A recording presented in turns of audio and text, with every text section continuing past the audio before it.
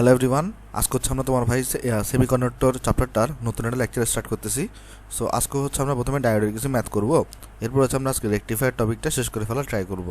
আর যদি আমাদের হাতে সময় থাকে, আসলে মেবি সময় থাকবে না, যদি সময় থাকে তাহলে আমরা ট্রানজিস্টর স্টার্ট করব। আর যদি সময় না থাকে আমরা আসলে তাড়াহুড়ো করব না, আমরা আগামী লেকচার হচ্ছে ট্রানজিস্টর দিয়ে স্টার্ট করব।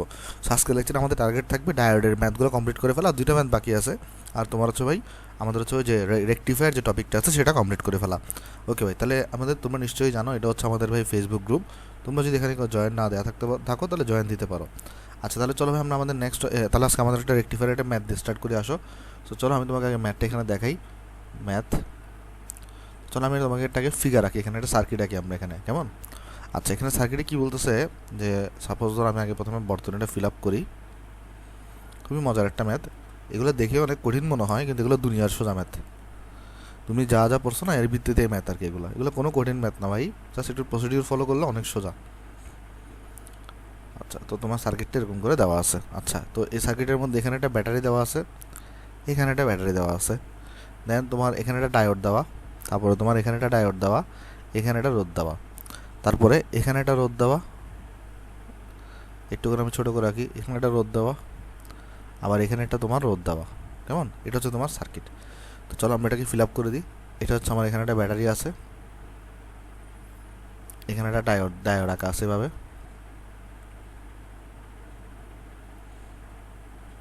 তারপর তোমার এখানে একটা ডায়োড আঁকা আছে,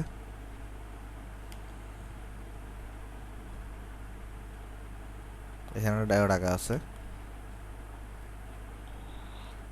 তারপরে তোমার এখানে একটা ব্যাটারি আছে, তারপর তোমার এখানে একটা রোধ আছে, এখানে একটা রোধ আছে, এখানে একটা তোমার কাছে ভাই রোধ আছে। ওকে, এটা হচ্ছে তোমার কাঙ্ক্ষিত সার্কিট। তো এখানের মধ্যে জাস্ট বলে দিয়েছে এটা হচ্ছে ডায়োড 1। একটা কাজ করি, এটার মধ্যে একটু বাঁকা হয়েছে, এটাকে সোজা করে রাখি, দাঁড়াও, একটু বাঁকা হয়েছে, দাঁড়াও। হ্যাঁ, তো তোমার কোয়েশনে জাস্ট সিম্পল এখানে ডায়োড 1 বলে দিছে, এটাকে ডায়োড 2 বলে দিছে, আর কোয়েশনে আর কোনো কিছু ডায়োড সম্পর্কে বলা নাই। এটা তোমার কাছে এখানে কোয়েশনে 10 ওহম বলে দিছে, এটা এখানে বলে দিছে তোমার কাছে 4 ভোল্ট, তোমার কাছে কোয়েশন এটা বলে দিছে 10 ভোল্ট, তারপরে বলে দিছে এটা হচ্ছে তোমার 10 ওহম, তারপরে বলে দিছে এটাও তোমার হচ্ছে 10 ওহম। আর তোমাকে কোয়েশনে বের করতে বলছে এখানকার ভোল্টেজটা কত হবে। কোয়েশনে তোমাকে বের করতে বলছে এখানকার ভোল্টেজটা কত হবে, এই পয়েন্টের, এই যে এই পয়েন্ট যেখানে লাল, আমরা এই টার্মিনালের voltage V output equal to কত। তাহলে আমরা এখান থেকে বলবো যেরকম চিত্রে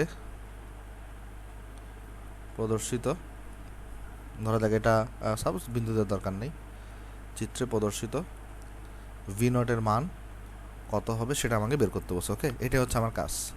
দাঁড়াও, আমি প্রদর্শিত মানে ভুল লিখছি, চিত্রে প্রদর্শিত,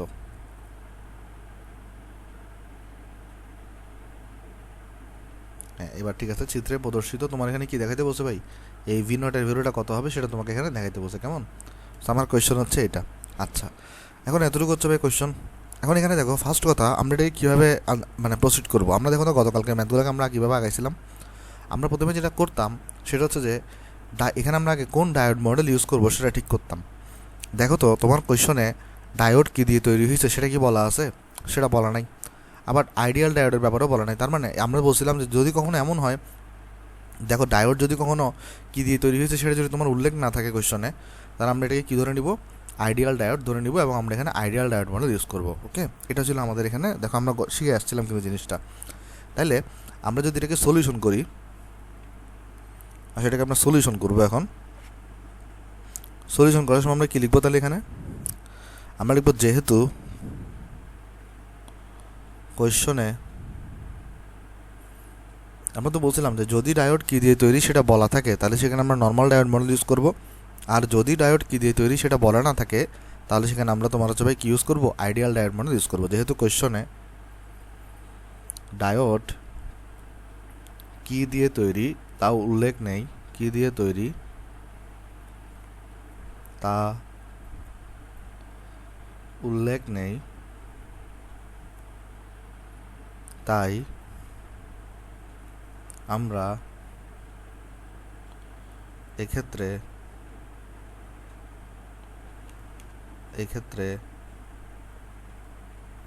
আইডিয়াল ডায়োড মডেল ব্যবহার করব। আইডিয়াল ডায়োড মডেল ব্যবহার করব।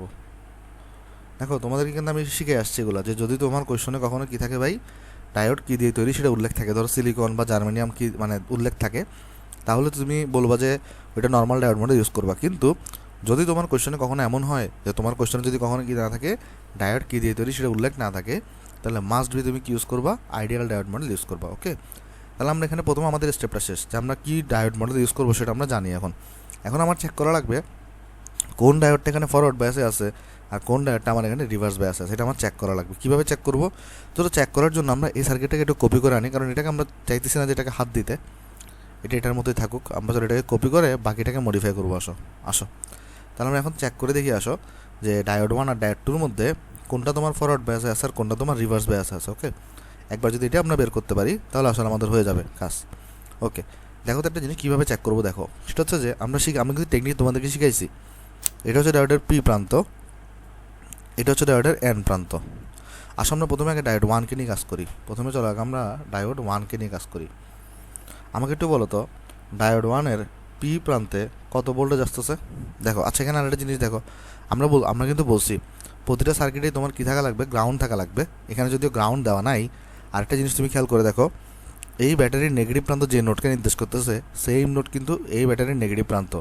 অর্থাৎ তুমি চাইলে এখানে একটা গ্রাউন্ড চিন্তা করতে পারো, কিন্তু এটা পরের হিসাব আসতেছে, এখন দরকার নেই। হ্যাঁ, আমরা আগে দেখি কোন ডায়োডটা ফরওয়ার্ড বায়াসে আছে আর কোন ডায়োডটা আমার এখানে রিভার্স বায়াসে আছে। ওকে, আচ্ছা তাহলে বুঝো আসো। দেখো তো ডায়োড 1 যেটা, ডায়োড 1-এর যে পি প্রান্ত, এখানে কত ভোল্টেজ সাপ্লাই আসতেছে? 10 ভোল্টেজ। তার মানে পি প্রান্তের মধ্যে আমার সাপ্লাই আসতেছে 10 ভোল্ট। ওকে, আর এখানে দেখো তো এন প্রান্তে কত ভোল্টেজ সাপ্লাই আসতেছে। তুমি চিন্তা করো, এই রোধগুলো নিয়ে চিন্তা করার দরকার নাই। এই যে তোকে এই 4 ভোল্টটা এখান দিয়ে ভোল্টেজ পাঠানোর চেষ্টা করতেছে, রোধগুলো নিয়ে চিন্তা করার দরকার নেই ভাই। এই 4 ভোল্টেজটা দেখো এখান থেকে ভোল্টেজ পাঠায় এখানে আসতেছে, এই ভোল্টেজটা এখানে আসতেছে। অর্থাৎ এন প্রান্তের মধ্যে কত ভোল্টেজ আসতেছে? 4 ভোল্টেজ আসতেছে। তাহলে এন প্রান্তের মধ্যে আমাদের কত ভোল্টেজ আসতেছে ভাই? 4 ভোল্টেজ। আমি তো বলছি তোমাকে এই মাঝখানের ডায়োড, রোধ এগুলো নিয়ে চিন্তা করার দরকার নেই। খেয়াল করে দেখো, এখানে আমরা দেখলাম তাহলে ডায়োড 1-এর মধ্যে পি প্রান্ত যেটা আছে সেটার মধ্যে সরাসরি 10 ভোল্টেজ সাপ্লাই আসতেছে, আর এন প্রান্তের মধ্যে কী আসতেছে দেখো তো, কত ভোল্টেজ সাপ্লাই আসতেছে? যেখান থেকে দেখো 4 ভোল্টেজ তোমার এখানে সাপ্লাই আসতেছে, রাইট? তাহলে আমাকে একটু করে বলো, ডায়োড 1-এর পি প্রান্তে সাপ্লাই হচ্ছে 10 ভোল্ট, এন প্রান্তে সাপ্লাই হচ্ছে 4 ভোল্ট, তাহলে কে বড়? অবশ্যই 10 ভোল্ট তোমার এখানে হায়ার পটেনশিয়াল, অবশ্যই তোমার এখানে 10 ভোল্ট তোমার এখানে হায়ার পটেনশিয়াল। আমি তোমাকে একটা জিনিস বলি, এই যে আমরা ডায়োডের ফরওয়ার্ড ব্যাস আর রিভার্স ব্যাস বের করার জন্য তোমাকে একটা টেকনিক শিখেছি না, যে টেকনিকটা কী বলো তো, পি প্রান্তে যদি হায়ার ভোল্টেজ থাকে আর এন প্রান্তে যদি তোমার হচ্ছে যে ভাই থাকে কী বলে লোয়ার ভোল্টেজ, মানে আমরা এভাবে শিখছি, যদি আমার পি প্রান্তে যদি কী থাকে হায়ার পটেনশিয়াল থাকে, তাহলে সেখানে ডায়োডটা কী হবে, আমার ফরওয়ার্ড ব্যাস হবে। এবং আমার যদি ভাই পি প্রান্তে যদি লোয়ার পটেনশিয়াল থাকে, তাহলে ডায়োডটা আমার কী হবে, রিভার্স ব্যাস হবে। সো এই টেকনিকটা অলওয়েজ খাটবে আর কি। হ্যাঁ, এখানে তাহলে দেখো আমরা এখান থেকে তাহলে ফিগার থেকে যেটা দেখলাম, এটা হচ্ছে আমাদের ডায়োড 1, ডায়োড 1-এর পি প্রান্তে তাহলে ভোল্টেজ আসতেছে 10 ভোল্ট, আর এন প্রান্তে এখান থেকে দেখো 4 ভোল্ট এখান থেকে সাপ্লাই আসতেছে, তাহলে এন প্রান্ত হচ্ছে 4 ভোল্ট। দেখো তো ভাই 10 ভোল্ট আর 4 ভোল্টের মধ্যে কে বড়? অবশ্যই ভাই তোমার এখানে 10 ভোল্ট হচ্ছে হায়ার পটেনশিয়াল, তাহলে হায়ার পটেনশিয়াল পি এর সাথে আছে, তাহলে ডায়োড 1 কিসে থাকবে? ডায়োড 1 থাকবে তোমার এখানে ফরওয়ার্ড বায়াস। কেমন? আশা করি আমরা এটা বুঝতে পারছি আমার এখানে। তাহলে ডায়োড 1 যেটা আছে সেটা কিসে থাকবে? ফরওয়ার্ড বায়াসে থাকবে। ওকে, আশা করি এটা আমরা এখানে বুঝতে পারছি। এবার আমরা চলো ডায়োড 2টা দেখি। আসো, তুমি ইন্টারেস্টিং বড় ভাই। দেখো ডায়োড 2তে, দেখো ডায়োড 2তে এটা পি প্রান্ত, এটা তোমার এন প্রান্ত। ডায়োড 2-র ক্ষেত্রে দেখো তুমি পি প্রান্তের মধ্যে কত ভোল্টেজ আসতেছে? 4 ভোল্ট, তাই না? দেখো এখানে ডায়োড 2-র মধ্যে যে পি প্রান্ত আছে এখানে কত ভোল্টেজ আসতেছে? 4 ভোল্ট আসতেছে এখান থেকে। আর এন প্রান্তের মধ্যে কত ভোল্টেজ আসতেছে? আমি বলছিলাম তোমাকে রোধ, এই যে ডায়োড এখানে চিন্তা করার দরকার নেই। দেখো 10 ভোল্টটা এখান থেকে এখানে আসতেছে, তাহলে এন প্রান্তের মধ্যে কত ভোল্টেজ আসতেছে? 10 ভোল্ট। তাহলে পি এর মধ্যে আসতেছে 4 ভোল্ট। আমি আবার বোঝাই বলি, দেখো ডায়োড 2-র ক্ষেত্রে দেখো এখানে এটা তো তোমার পি প্রান্ত, তাই না? তো পি প্রান্তের এখানে 4 ভোল্ট আসতেছে। দেখো এখানে পি প্রান্তের এখানে কত ভোল্ট আসতেছে? 4 ভোল্ট আসতেছে। আর এন প্রান্ত যেটা আছে এন প্রান্তের মধ্যে কত ভোল্ট আসতেছে? এখান থেকে দেখো 10 ভোল্ট এখানে আসতেছে। আমি তো বলছি তোমাকে মাঝখানে রোধ ডায়োডগুলো নিয়ে চিন্তা করার দরকার নাই, জাস্ট তুমি এতটুকু আগে দেখো। আমি আরেকবার ক্লিয়ার করি, দেখো ডায়োড 2 যেটা আছে ভাই, ডায়োড 2 এখানে দেখো কী হচ্ছে, এখানে ডায়োড 2 এখানে পি প্রান্তের মধ্যে 4 ভোল্টেজ আসতেছে, আর ডায়োড 2-র মধ্যে এন প্রান্তের মধ্যে কত ভোল্টেজ আসতেছে? এখান থেকে দেখো 10 ভোল্টেজ আসতেছে। তাহলে পি এ 4 এন এ 10, তো পি আমাকে বলো তো 4 আর 10-এর মধ্যে পি এর মধ্যে যে 4 আছে সেটা কি লোয়ার পটেনশিয়াল নাকি হায়ার পটেনশিয়াল? তো 4 ভোল্টেজ তো লোয়ার পটেনশিয়াল, 4 ভোল্টেজ তো লোয়ার পটেনশিয়াল, তাহলে পি এর সাথে তোমার এখানে লোয়ার পটেনশিয়াল যুক্ত আছে, তাহলে ডায়োড টুটা কিসে থাকবে? রিভার্স বায়াস, তাই না ভাই? আমরা এই জিনিসগুলো কিন্তু শিখে আসছি ভাই। দেখো তাহলে আমি তোমাকে যদি আরেকবার ব্যাখ্যা করি, এখানে ডায়োড 1 যেটা ছিল, ডায়োড 1 এর পি এর সাথে 10 ভোল্টেজ সাপ্লাই আসতেছে, আর এন এর এখানে 4 ভোল্টেজটা এখান থেকে সাপ্লাই আসতেছে, তাহলে পি এর সাথে 10, এন এর সাথে 4, তো পি হচ্ছে 10 হচ্ছে তাহলে হায়ার পটেনশিয়াল, যেটা পি এর সাথে যুক্ত আছে। তো পি এর সাথে যদি কখনো হায়ার পটেনশিয়াল যুক্ত থাকে তাহলে ডায়োডটা কী হয়? ফরওয়ার্ড বায়াস হয়। আবার অন্যদিকে ডায়োড 2 দেখো 4 ভোল্টেজ এখানে আসতেছে, আর এন এর এখানে 10 ভোল্টেজ আসতেছে, তো এখানে 4 আর 10-এর মধ্যে 4 হচ্ছে লোয়ার পটেনশিয়াল, যেটা পি এর সাথে যুক্ত আছে, তাহলে পি এর সাথে যদি কখনো লোয়ার পটেনশিয়াল যুক্ত থাকে সেটা একটা কী হবে ভাই? রিভার্স বায়াস হবে। ওকে, তাহলে আমরা এখানে সেকেন্ড স্টেপটা শেষ করে ফেললাম। ডায়োডের আমরা কন্ডিশন মানে স্টেট কী অবস্থায় আছে ডায়োডটা সেটা আমরা বের করে ফেললাম। আচ্ছা দেখো তো আমরা তোমাদেরকে কী শিখেছিলাম ভাই? আইডিয়াল ডায়োড মডেলে আমরা দেখো তোমাদেরকে কী শিখেছিলাম। যদি আমরা আইডিয়াল ডায়োড মডেল নিই, এখানে মধ্যে আমরা শিখছিলাম যে যদি কোনো কারণে আমার কোনো একটা ডায়োড, সাপোজ কোনো কারণে যদি আমার কোনো একটা ডায়োড যদি ফরওয়ার্ড ব্যাসে থাকে, সেটাকে আমরা কী দিয়ে রিপ্লেস করি? শর্ট সার্কিট দিয়ে। কারণ আইডিয়াল ডায়োড মডেলে কোনো কী থাকতো না? থ্রেশহোল্ড ভোল্টেজ থাকতো না, এটা আমরা দেখে আসছিলাম। আর ডায়োড যদি আমার কিছু থাকে বলো তো ভাই? রিভার্স ব্যাস থাকে, সেটাকে আমরা কী দিয়ে রিপ্লেস করতাম ভাই? ওপেন সার্কিট দিয়ে। দেখো এগুলো আমরা পড়াইছিলাম, মনে আছে তোমার আশা করি। আচ্ছা, তো এটা ছিল আমার এখন প্রসিডিওর। তাহলে আমরা চলো একটা কাজ করি, এখানে তাহলে আমরা এই জিনিসটাকে তাহলে চলো কপি করে এখানে নিয়ে যাই, আগে পরের পৃষ্ঠায় কপি করলাম। দাঁড়ো, এটা কপি হয়েছে কি হয়েছে মেবি, আসো আমরা এখানে নিয়ে যাই। ওকে, আসছে। তাহলে চলো এবার এটাকে আমরা অ্যানালাইসিস করে দেখো। তাহলে এখানে আমরা বললাম আমার হচ্ছে ভাই তাহলে ডায়োড 1 যেটা, এটা কিসে আছে ভাই? ফরওয়ার্ড ব্যাসে আছে। আর ফরওয়ার্ড ব্যাসে থাকলে কী করতে হয়? শর্ট সার্কিট করে দিতে হয়। শর্ট সার্কিট মানে এটা তার দিয়ে যুক্ত করে দিতে হয়, অর্থাৎ ডায়োড 1টার পরিবর্তে তাহলে আমরা এখানে কী করবো বলো তো? সিম্পল ভাই আমরা এখানে একটা তার দিয়ে যুক্ত করে দিব, কোনো আমরা এই থ্রেশহোল্ড ভোল্টেজ দিব না। ওকে, কারণ থ্রেশহোল্ড ভোল্টেজ করে থাকে নর্মাল ডায়োড মডেলে, আইডিয়াল ডায়োড মডেলে কোনো থ্রেশহোল্ড ভোল্টেজ থাকে না। আচ্ছা, ডায়োড 2 কিসে আছে? রিভার্স বাই আছে। ডায়োড 2কে তাহলে কী করে দিবা? ওপেন সার্কিট করে দিবা। ডায়োড 2কে তাহলে ওপেন সার্কিট করে দিচ্ছে এখানে। ডায়োড 2কে তাহলে আমরা কী করে দিলাম এখানে বলো তো? ওপেন সার্কিট করে দিলাম। আশা করি তোমরা এতটুকু বুঝতে পারছো, এতটুকুতে কারো কোনো প্রবলেম নেই বা আপত্তি নেই। দাঁড়াও, যদি আপত্তি থাকে তাহলে আগের লেকচার দেখে আসো যাও, কারণ এই লেকচারগুলো তোমরা ব্যাখ্যা করছি। তাহলে জিনিসটা বুঝো, আমরা এখানে জাস্ট কী করে দিলাম বলো তো? এইটাকে জাস্ট আমি শর্ট সার্কিট করে দিলাম এখানে একটা সিঙ্গেল তার দিয়ে, আর এখানে জাস্ট সিম্পল আমি ভাই ওপেন সার্কিট করে দিলাম। ওকে, এই কাজটা আমি এখানে করছি। এবার আমাকে একটা জিনিস বলো, সেটা হচ্ছে যে ভাই এই যে তুমি এই ব্রাঞ্চটার দিকে একটু লক্ষ্য করো, এইখান থেকে একটা স্টার্ট করে এই ব্রাঞ্চটার দিকে একটু লক্ষ্য করো। ওকে, তোমার কাছে কি মনে হয় এই ব্রাঞ্চে কোনো কারেন্ট যাবে? তোমার কাছে কি মনে হয় দেখো তো এই ব্রাঞ্চে কোনো কারেন্ট যাবে কি না? আদতে এই ব্রাঞ্চে কিন্তু কোনো কারেন্ট যাবে না। এই ব্রাঞ্চে কি যাবে না? কোনো কারেন্ট যাবে না। কেন কারেন্ট যাবে না আমি তোমার বোঝাই বলি। এখানে ওপেন সার্কিট না ভাই, তাহলে কারেন্ট এখানে দেখতেছে যে আমি যদি এই পথে যাই তাহলে আমি কখনোই এখান থেকে যদি যাত্রা স্টার্ট করি এখানেও যদি যাই তাহলে আমি কখনোই এটা এখানে ব্যাক করতে পারবো না, কারণ মাঝখানে ফাঁকা স্থান আছে। আর আমি যদি এখান থেকেও যাত্রা করি তাহলে আমি কখনো এদিকে যেতে পারবো না, কারণ এখানে ফাঁকা স্থান আছে বা ওপেন সার্কিট আছে। ওপেন সার্কিটের রোধের ভ্যালু কত হয়? ইনফিনিটি হয়। তাই এই ব্রাঞ্চে কিন্তু কোনো কারেন্ট যাবে না। আমরা কিন্তু শিখে আসছি যে ব্রাঞ্চে ওপেন সার্কিট থাকে সেখানে কিন্তু কোনো কারেন্ট যায় না।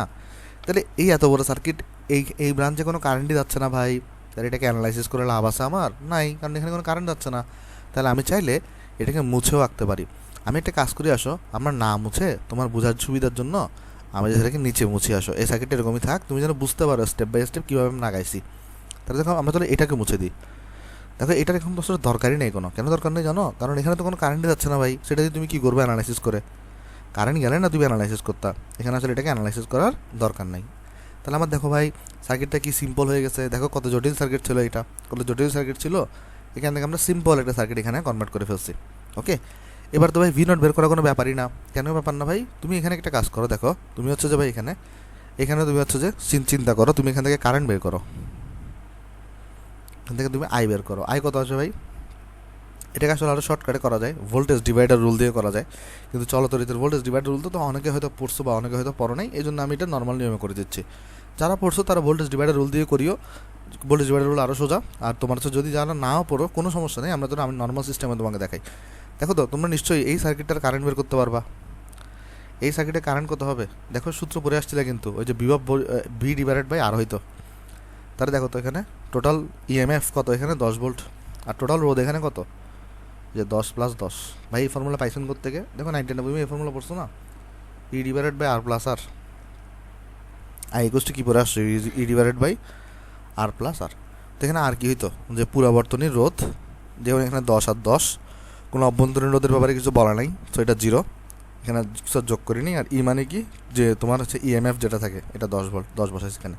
ওকে, সেটা কত আসছে আমার এখানে দেখো, তাহলে আমার এখানে আই আসছে 10/20 অর্থাৎ 0.5 এম্পিয়ার, রাইট। আমাকে তো আই বের করতে পারে নাই, আমাকে কি বের করতে বলছে, আমরা বের করতে বলছে V0। আচ্ছা আমরা তাহলে V0 বাই করি 0.5 এম্পিয়ার। দেখো তো আমরা V0টা কিন্তু চাইলে ইজিলি বের করতে পারি, কীভাবে দেখো, এই V0 জিনিসটা কী বলো তো, এই আসলে অ্যাকচুয়ালি দেখো জিনিসটা আমি তোমাকে বুঝাই বলি। অ্যাকচুয়ালি দেখো, আমরা কিন্তু বলছিলাম যে পুরো সার্কিটে কিন্তু একটা তোমার কী থাকতে হবে, গ্রাউন্ড থাকতে হবে, রাইট। একটা কী থাকতে হবে বলো তো, গ্রাউন্ড থাকতে হবে। দেখো তো এখানে পুরো বর্তনীতে কোনো গ্রাউন্ড দেওয়া আছে নাই, কিন্তু তুমি চাইলে কিন্তু গ্রাউন্ড দিতে পারো। কেমনে, এটার নেগেটিভ প্রান্ত যেটা, যে তোমার নোডে আছে, এই ব্যাটারির নেগেটিভ প্রান্ত কিন্তু সেম নোডে আছে। তাহলে আমরা কিন্তু চাইলে বলতে পারি যে এই নোডটা হচ্ছে আমার গ্রাউন্ড, আমরা চাইলে বলতে পারি এই নোডটা হচ্ছে আমার কি, গ্রাউন্ড। কেমন? আচ্ছা ভাই এই নোডটাকে গ্রাউন্ড আপনি কেন বলতেছেন? দেখো আমরা জানি কি, ব্যাটারির নেগেটিভ প্রান্ত যদি সেম নোডে যুক্ত থাকে তো এটাকে তুমি গ্রাউন্ড বলতে পারো। গ্রাউন্ড যেখানে থাকবে সেটা হচ্ছে 0 ভোল্ট হয়। ওকে, অর্থাৎ ব্যাপারটা হচ্ছে যে এখানে তাহলে তোমার 0 ভোল্ট থাকবে, আর এখানে তোমার 10 ভোল্ট থাকবে। অন্যদিকে এখানে তোমার 0 ভোল্ট থাকবে, এখানে তোমার 4 ভোল্ট থাকবে। ওকে, তাহলে আমরা এটাকে কিন্তু চাইলে গ্রাউন্ড বলতে পারি, তাই না ভাই? এটাকে তাহলে আমরা কী বলতে পারি, গ্রাউন্ড। এবার দেখো আই বের করা কতটা সোজা, ওই যে ওহমের সূত্র দিয়ে। দেখো তো তোমার আমাকে বলো এই নোডের ভোল্টেজ কত হবে, তাহলে ভাই 0 ভোল্ট হবে না? অর্থাৎ এই নোডের ভোল্টেজটা কত হবে, 0 ভোল্ট হবে। দেখো তো, আর এই নোড যেটা সেটার ভোল্টেজটা তুমি কত বলছো, V0 বলছো। দেখো তো কারেন্টটা কোথায় কোথায় যাচ্ছে, V0 থেকে কিন্তু 0-র দিকে যাচ্ছে। দেখো ক্লকওয়াইজ যাচ্ছে না, তার মানে V0 থেকে কিন্তু 0-র দিকে যাচ্ছে। তাহলে আমি যদি ওহমের সূত্র অনুসারে এখানে লিখি, কারেন্ট আই যেটা আছে এটা কোথায় কোথায় যাচ্ছে, দেখো তো এটা যাচ্ছে হচ্ছে ভাই তোমার এখানে V0 থেকে 0-র দিকে যাচ্ছে। আর V0 থেকে 0-র দিকে যাওয়ার সময় মাঝখানে কত রোধ আছে, 10 ওহম আছে, 10 দিয়ে ভাগ করে দাও। আই কত পাইছো, 0.5। তাহলে এখান থেকে দেখো V0 কত আসবে, 5 ভোল্ট আসবে। এটা হচ্ছে তোমার এখানে আনসার। ওকে, আশা করি তুমি ম্যাথটা এখানে বুঝতে পারছো। সো কোনো কঠিন ম্যাথ না ভাই, আমি তোমাকে স্টেপ ওয়াইজ আরেকবার ব্যাখ্যা করি। এখানে যেহেতু কোয়েশনের মধ্যে আমাকে কি ডায়োডটা কী দিয়ে তৈরি সেটা উল্লেখ নাই, তাহলে এরকম না থাকলে আমরা আইডিয়াল ডায়োড মডেল ইউজ করবো। আইডিয়াল ডায়োড মডেলে কী হয়, ফরওয়ার্ড ব্যাস থাকলে আমরা শর্ট সার্কিট দিয়ে রিপ্লেস করি, আর আমরা রিভার্স ব্যাস থাকলে আমরা ওপেন সার্কিট করে দিই। আমরা এখানে এরপরে চেক করলাম যে আমার ডায়োড 1 আর ডায়োড 2 কিসে আছে। আমরা এখানে দেখলাম ডায়োড 1-এর পি প্রান্তে আসতেছে 10 ভোল্ট, এন প্রান্তে আসতেছে দেখো এখান থেকে 4 ভোল্ট। সো 10 ভোল্ট আর 4 ভোল্টের মধ্যে 10 ভোল্ট হচ্ছে হায়ার পটেনশিয়াল, যেটা পি এর সাথে আছে। আমরা অলওয়েজ পি এর সাথে দেখবো, কেমন? পি এর সাথে হায়ার পটেনশিয়াল থাকলে ডায়োড 1টা কী হবে, ফরওয়ার্ড ব্যাস। অন্যদিকে ডায়োড 2-এর ক্ষেত্রে পি প্রান্তের এখানে 4 ভোল্টেজ আসতেছে, এন প্রান্তের এখানে দেখো 10 ভোল্টেজ আসতেছে। তাহলে 4 ভোল্ট আর 10 ভোল্টের মধ্যে 4 ভোল্ট হচ্ছে তোমার হচ্ছে কি ভাই, লোয়ার পটেনশিয়াল। সো পি এর সাথে লোয়ার পটেনশিয়াল থাকা মানে ডায়োড 2-এর রিভার্স ব্যাস। আমরা এরপর এখানে যেটা করলাম, ডায়োড 2টাকে ওপেন সার্কিট করে দিলাম, ডায়োড 1টাকে আমরা শর্ট সার্কিট করে দিলাম। তো ওপেন সার্কিট করে দেওয়া মানে হচ্ছে এদিক দিয়ে কোনো কারেন্ট যাবে না। সো যদি কোনো কারেন্ট না যায় এটাকে অ্যানালাইসিস করার কোনো মানে নেই। সো এটাকে আমরা ওই জন্য মুছে দিলাম, মুছে দিয়ে আমরা এখান থেকে V0 বের করে ফেলছি। ওকে, এটা হচ্ছে আমার এখানে কাজ। আশা করি তোমরা জিনিসটা এখানে বুঝতে পারছো ভাই। তো চলো আমাদের কাছে আরেকটা ম্যাথ আছে, চলো আমরা এটা করি আসো ডায়োডের। এরপর আমাদের ডায়োডের ম্যাথ শেষ, আমরা এরপরে তোমার হচ্ছে ভাই রেকটিফায়ার স্টার্ট করবো। তাহলে চলো আমরা আরেকটা ম্যাথ করে আসো। আমরা খুব ডিটেলসে আগাই দিয়েছি এবং আমরা খুব ধীরে সুস্থ আগাই দিয়েছি ভাই, আমাদের কোনো তাড়াহুড়া নেই। ওকে, আচ্ছা, এই জন্য আমাদের হয়তো একটু সময় বেশি লাগতেছে। সময় বেশি থাকলে প্যারা নাই, তুমি জিনিসটা একবারই শিখে দাও ভাই, কয়বার শিখবা তুমি। দেখো এই সার্কিটটাতে তোমাকে বলতেছে কি, এখানে একটা এরকম আছে। আমাদের কথা হচ্ছে আমরা সময় বেশি নেবো কিন্তু একবারে শিখে ফেলবো। আমরা যেন এডমিশনে গিয়ে আবার পড়তে না হয়, এটা এডমিশনে তখন আমরা জাস্ট রিভাইজ দিব। এখন এডমিশনে যদি নতুন করে পড়তে হয় আমার, তখন এটা আমার জন্য কিন্তু প্যারা হয়ে যাবে ভাই, তখন আমরা রিভাইজ দিব। এটা হচ্ছে আমার ভাই সার্কিট। এখানের মধ্যে আমাকে বলতেছে কি, এখানে একটা ব্যাটারি আছে, এখানে একটা রোধ আছে, সরি,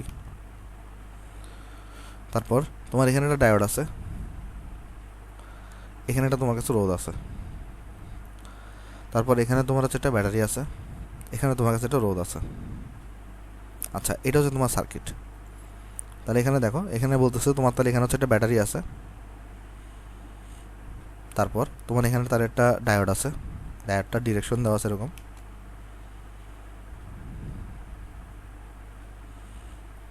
ওকে, তারপর তোমার এখানে আছে কি বলো তো, এখানে তোমার হচ্ছে যে ভাই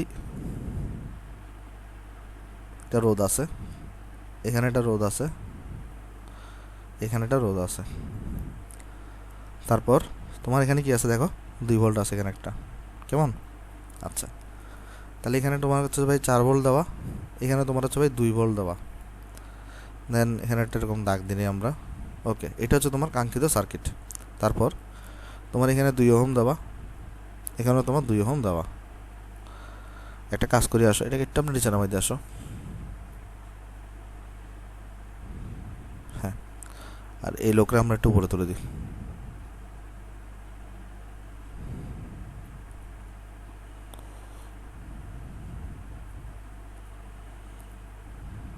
ওকে ভাই, তো এটা হচ্ছে আমার সার্কিট। আর এখানে আমার এই রোদের বিরোধ আছে 2 ওহম।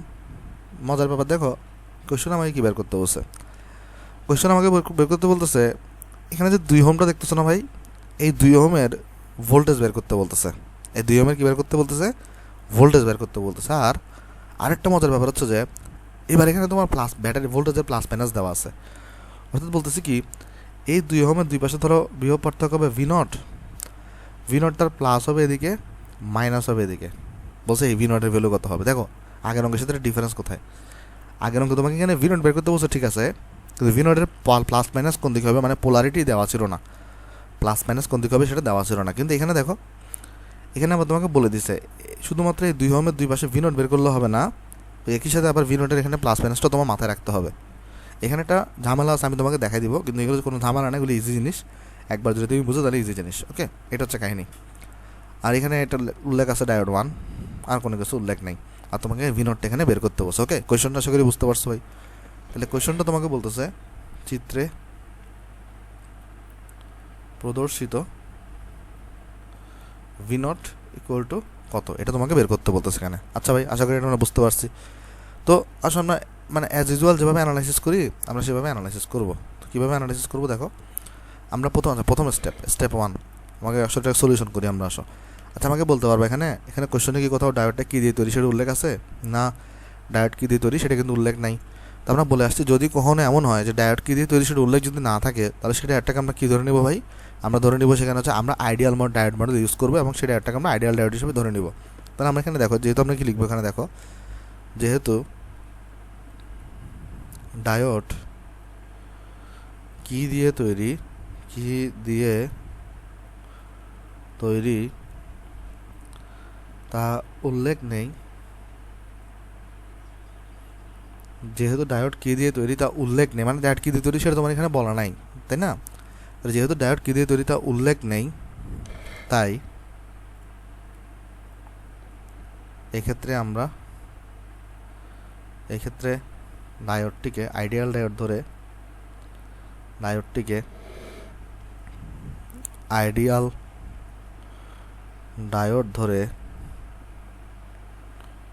আইডিয়াল ডায়োড মডেল ব্যবহার করব। Ideal diode model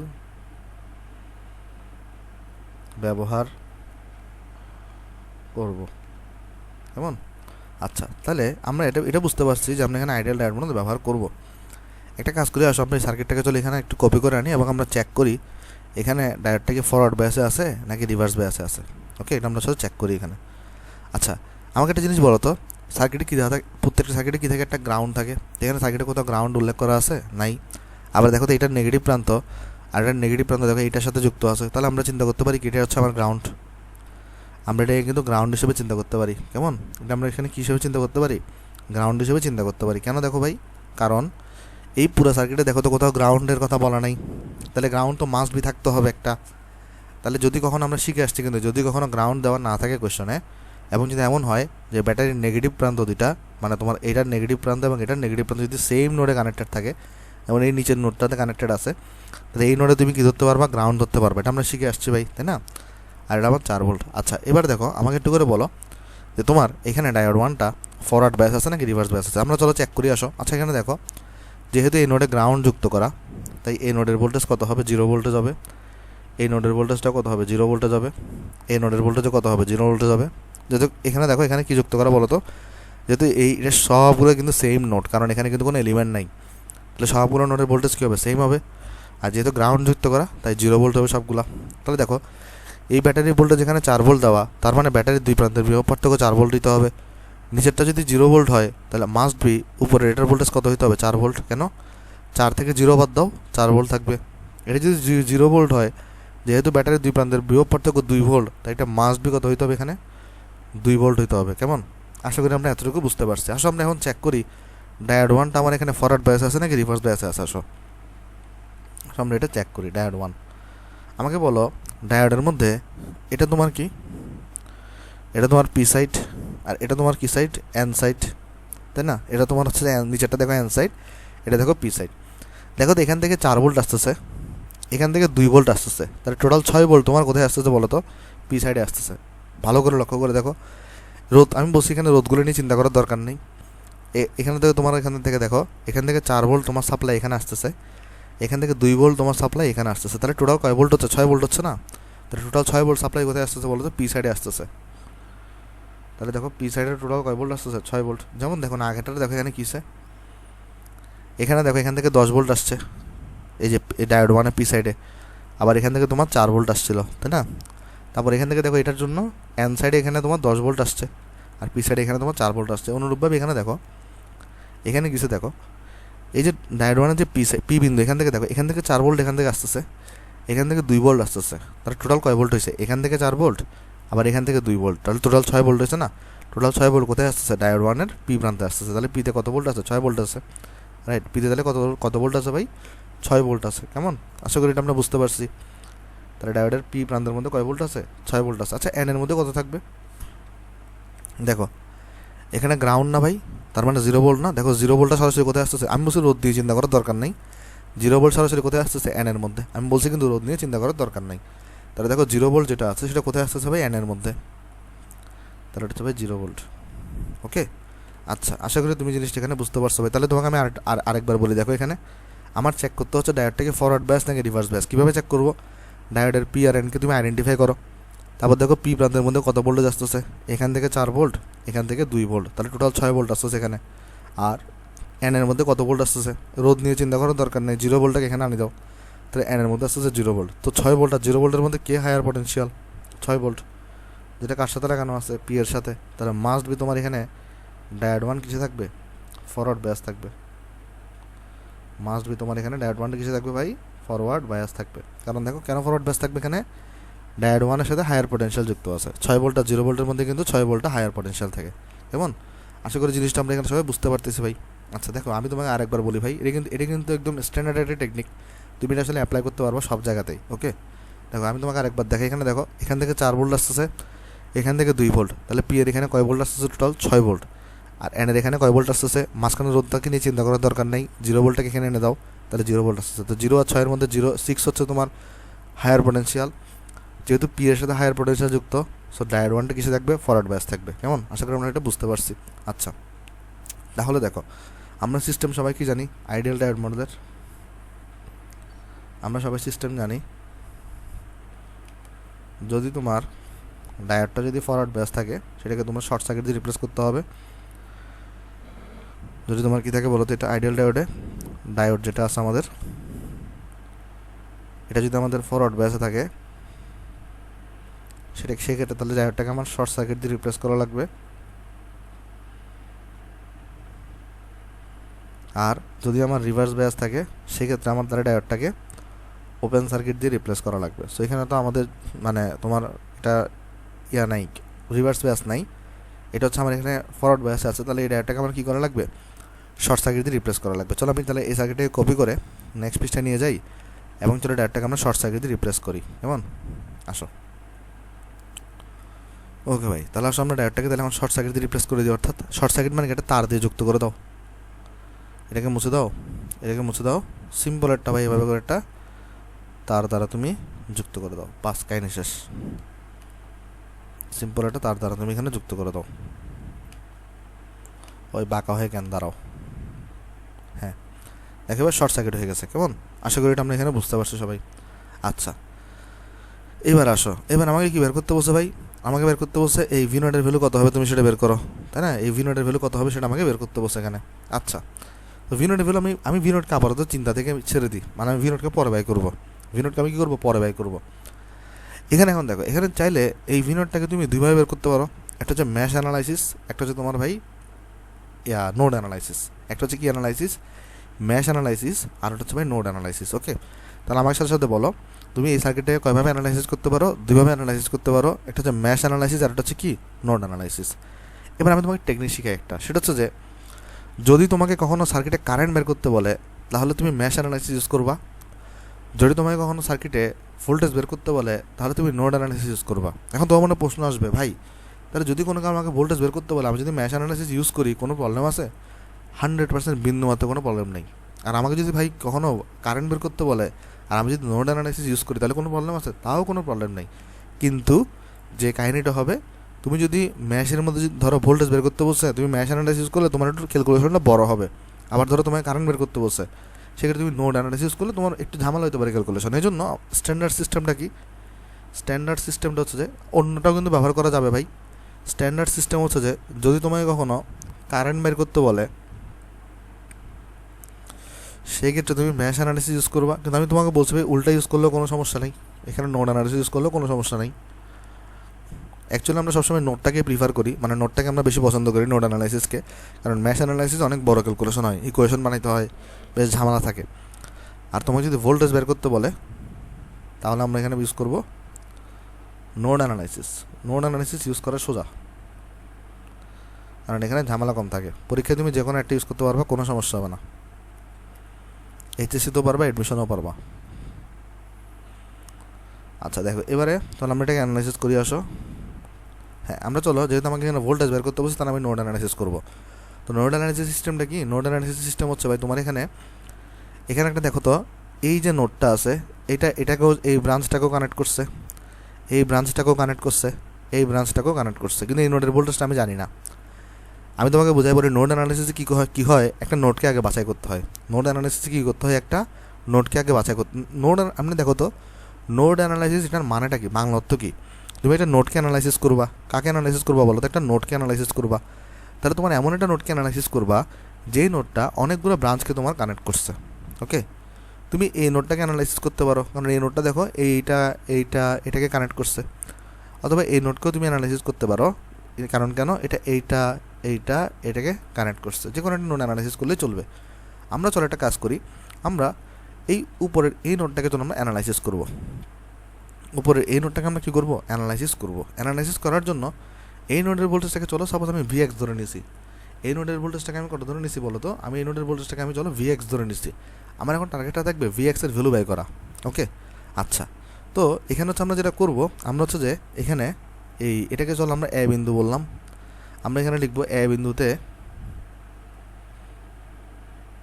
KCL apply করে পাই। কেসিএল দেখো, কেসিএল তোমাদের কতদিন আমি পড়েছিলাম, ব্যবহার করে পাই। আচ্ছা, তো কেসিএল কী ছিল? Summation of I equal to 0। আমি বলছিলাম যেহেতু এখানে কারেন্টের ডিরেকশন দেওয়া নাই, তাই তুমি কী করবা, তুমি হচ্ছে যে ভাই সবগুলোকে কারেন্ট বের হচ্ছে বলে ধরে নিবা। দেখো আমি তোমাদের গতকালকে শিখে আসছিলাম যে যদি কখনো কোয়েশ্চনে কারেন্টের ডিরেকশন দেওয়া থাকে, এখানে কি কোথাও কারেন্টের ডিরেকশন দেওয়া আছে? কোন দিক থেকে কোন দিকে কারেন্ট আছে সেদিকে সেটা কি দেওয়া আছে?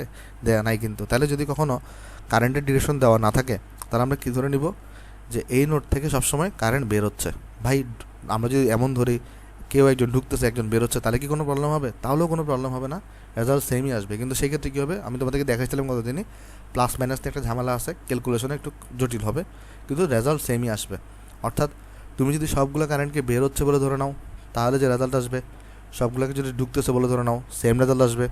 দুজনকে ধরে ঢুকতেছে বলে ধরে নাও, একজনকে ধরে বের হচ্ছে বলে ধরে নাও কারেন্ট, সেম রেজাল্ট আসবে।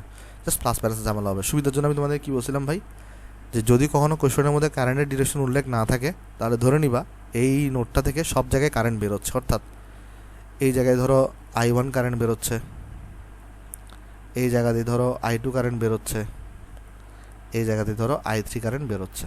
কেমন? সবগুলো দিয়ে আমরা কারেন্ট বেরোচ্ছে বলে ধরে নিব। আশা করি আমরা এটা বুঝতে পারছি। তাহলে এই নোডে যদি আমরা এখন কেসিএল অ্যাপ্লাই করি, কেসিএল কী বলে, summation of I equal to 0।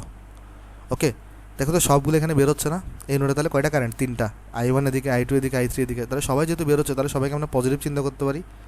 তাহলে এখানে এরপর আমরা লিখতে পারি I1 plus I2 plus I3 equal to কিন্তু 0। আমরা তাহলে লিখতে পারি I3 ইকুয়াল টু কিন্তু 0 লিখতে পারি। কেমন?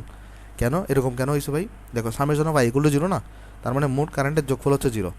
এখানে যেহেতু সবগুলো কারেন্ট বেরোচ্ছে তো সবগুলো কারেন্টকে আমি পজিটিভ ধরে নিছি, তাহলে সবগুলো কারেন্ট পজিটিভ ধরে এখানে আমরা 0 বসাই দিচ্ছি, summation of I equal to 0। ওকে, আশা করি এটা আমরা বুঝতে পারছি, এটা আমরা গতকালকে আলোচনা করছি। আচ্ছা, এবার আমাকে বলো তো I1 এর ভ্যালুটা কত হবে ভাই? I1 কোথায় কোথায় যাচ্ছে দেখো তো, Vx থেকে 4 ভোল্টের দিকে যাচ্ছে।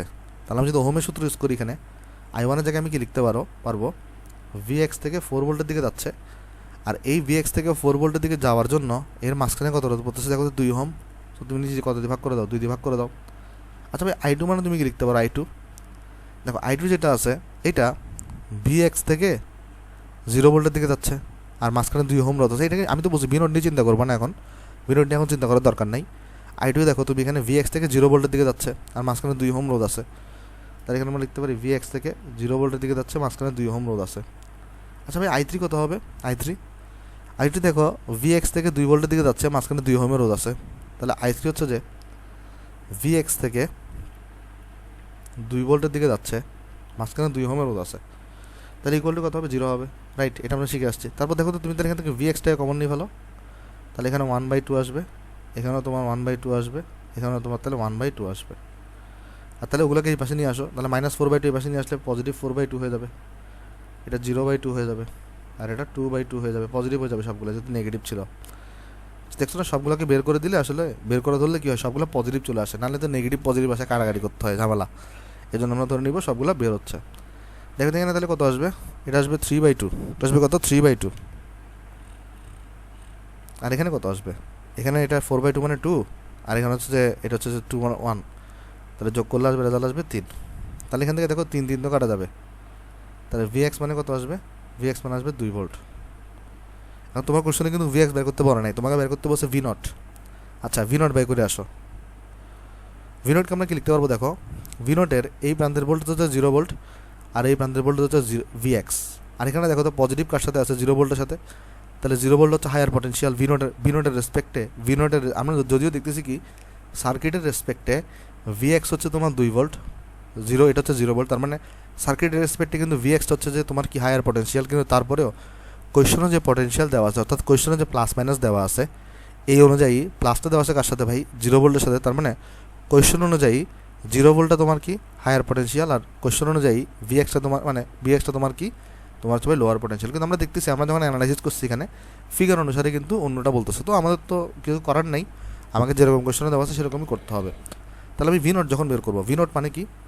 V0 মানে হচ্ছে যে ভাই এই এই এই এই প্রান্ত 0 ভোল্ট এবং Vx এর মধ্যে বিভব পার্থক্য, তাই না? V0 মানে কি দেখো না, V0 মানে হচ্ছে ভোল্টেজ ডিফারেন্স। তো V0 কার মধ্যে ভোল্টেজ ডিফারেন্স?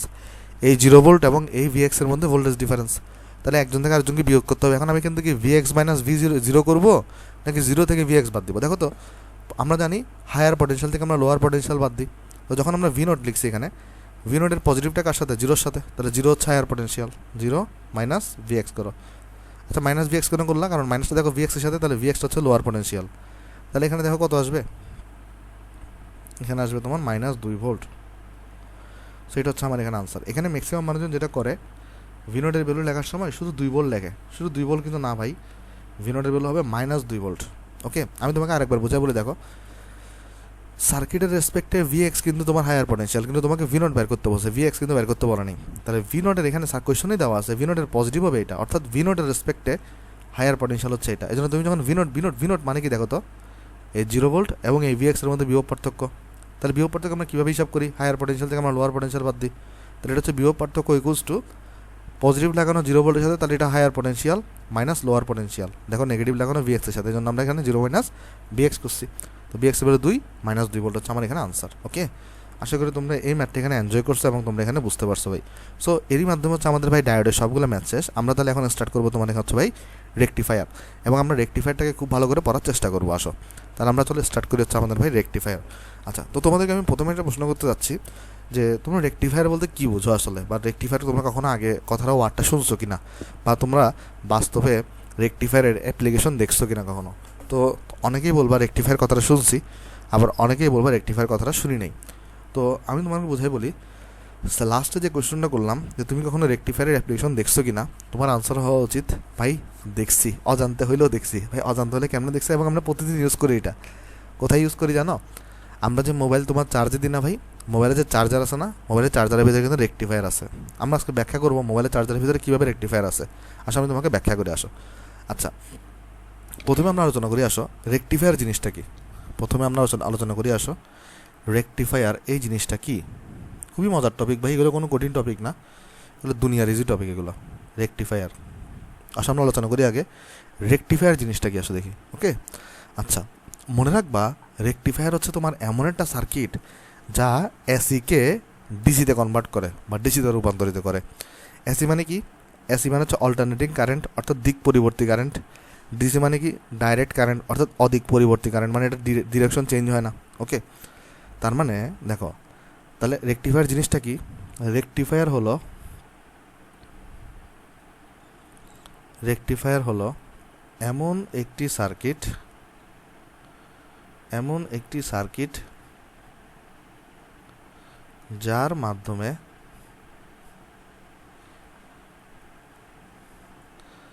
এসিকে ডিসিতে রূপান্তরিত করা হয়। এখন তোমাদের মনে প্রথমে কোশ্চেন আসবে, ভাই এসি কি জিনিস?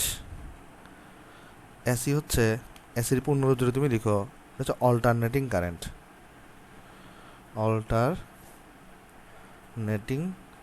কারেন্ট। আর এটা যদি আরও শুদ্ধ বাংলা দেখো, এটা মানে হচ্ছে দিক পরিবর্তী প্রবাহ, মানে এটা দিক পরিবর্তন করবে। অন্যদিকে ডিসি কি ভাই? ডিসি হচ্ছে তোমার ডাইরেক্ট কারেন্ট,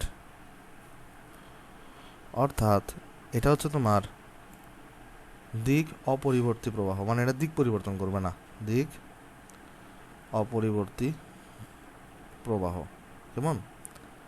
আচ্ছা, তার মানে এসিতে তোমার কি হবে? ডিরেকশন চেঞ্জ হবে, আর ডিসিতে তোমার কি হবে না? ডিরেকশন চেঞ্জ হবে না। আচ্ছা, এখন তোমার মনে প্রশ্ন আসতে পারে, ভাই আমাকে তাহলে এসির কয়েকটা ফিগার দেখান আর ডিসির একটু ফিগার দেখান, ফিগার দিয়ে বোঝান। এরপর আমাকে একটু করে এটাও বোঝান যে কেন আমি এসিকে ডিসিতে কনভার্ট করতে হবে আমার। ওকে, কেন আমার এসিকে ডিসিতে কনভার্ট করতে হবে এটাও আমাকে একটু করে বোঝান। আসো আমি বুঝাই আসো। চলো আমি তোমাকে একটা ফিগার রাখি এখানে এসির ব্যাপারে। তোমরা হয়তো অনেকে ফিগারটা দেখছো এগুলা, আমি তোমাকে এখানে চলো একটা ফিগার এঁকে দিই। আসো আমরা চলো একটা কাজ করি, এই ফিগারটা আমরা এখানে আঁকি।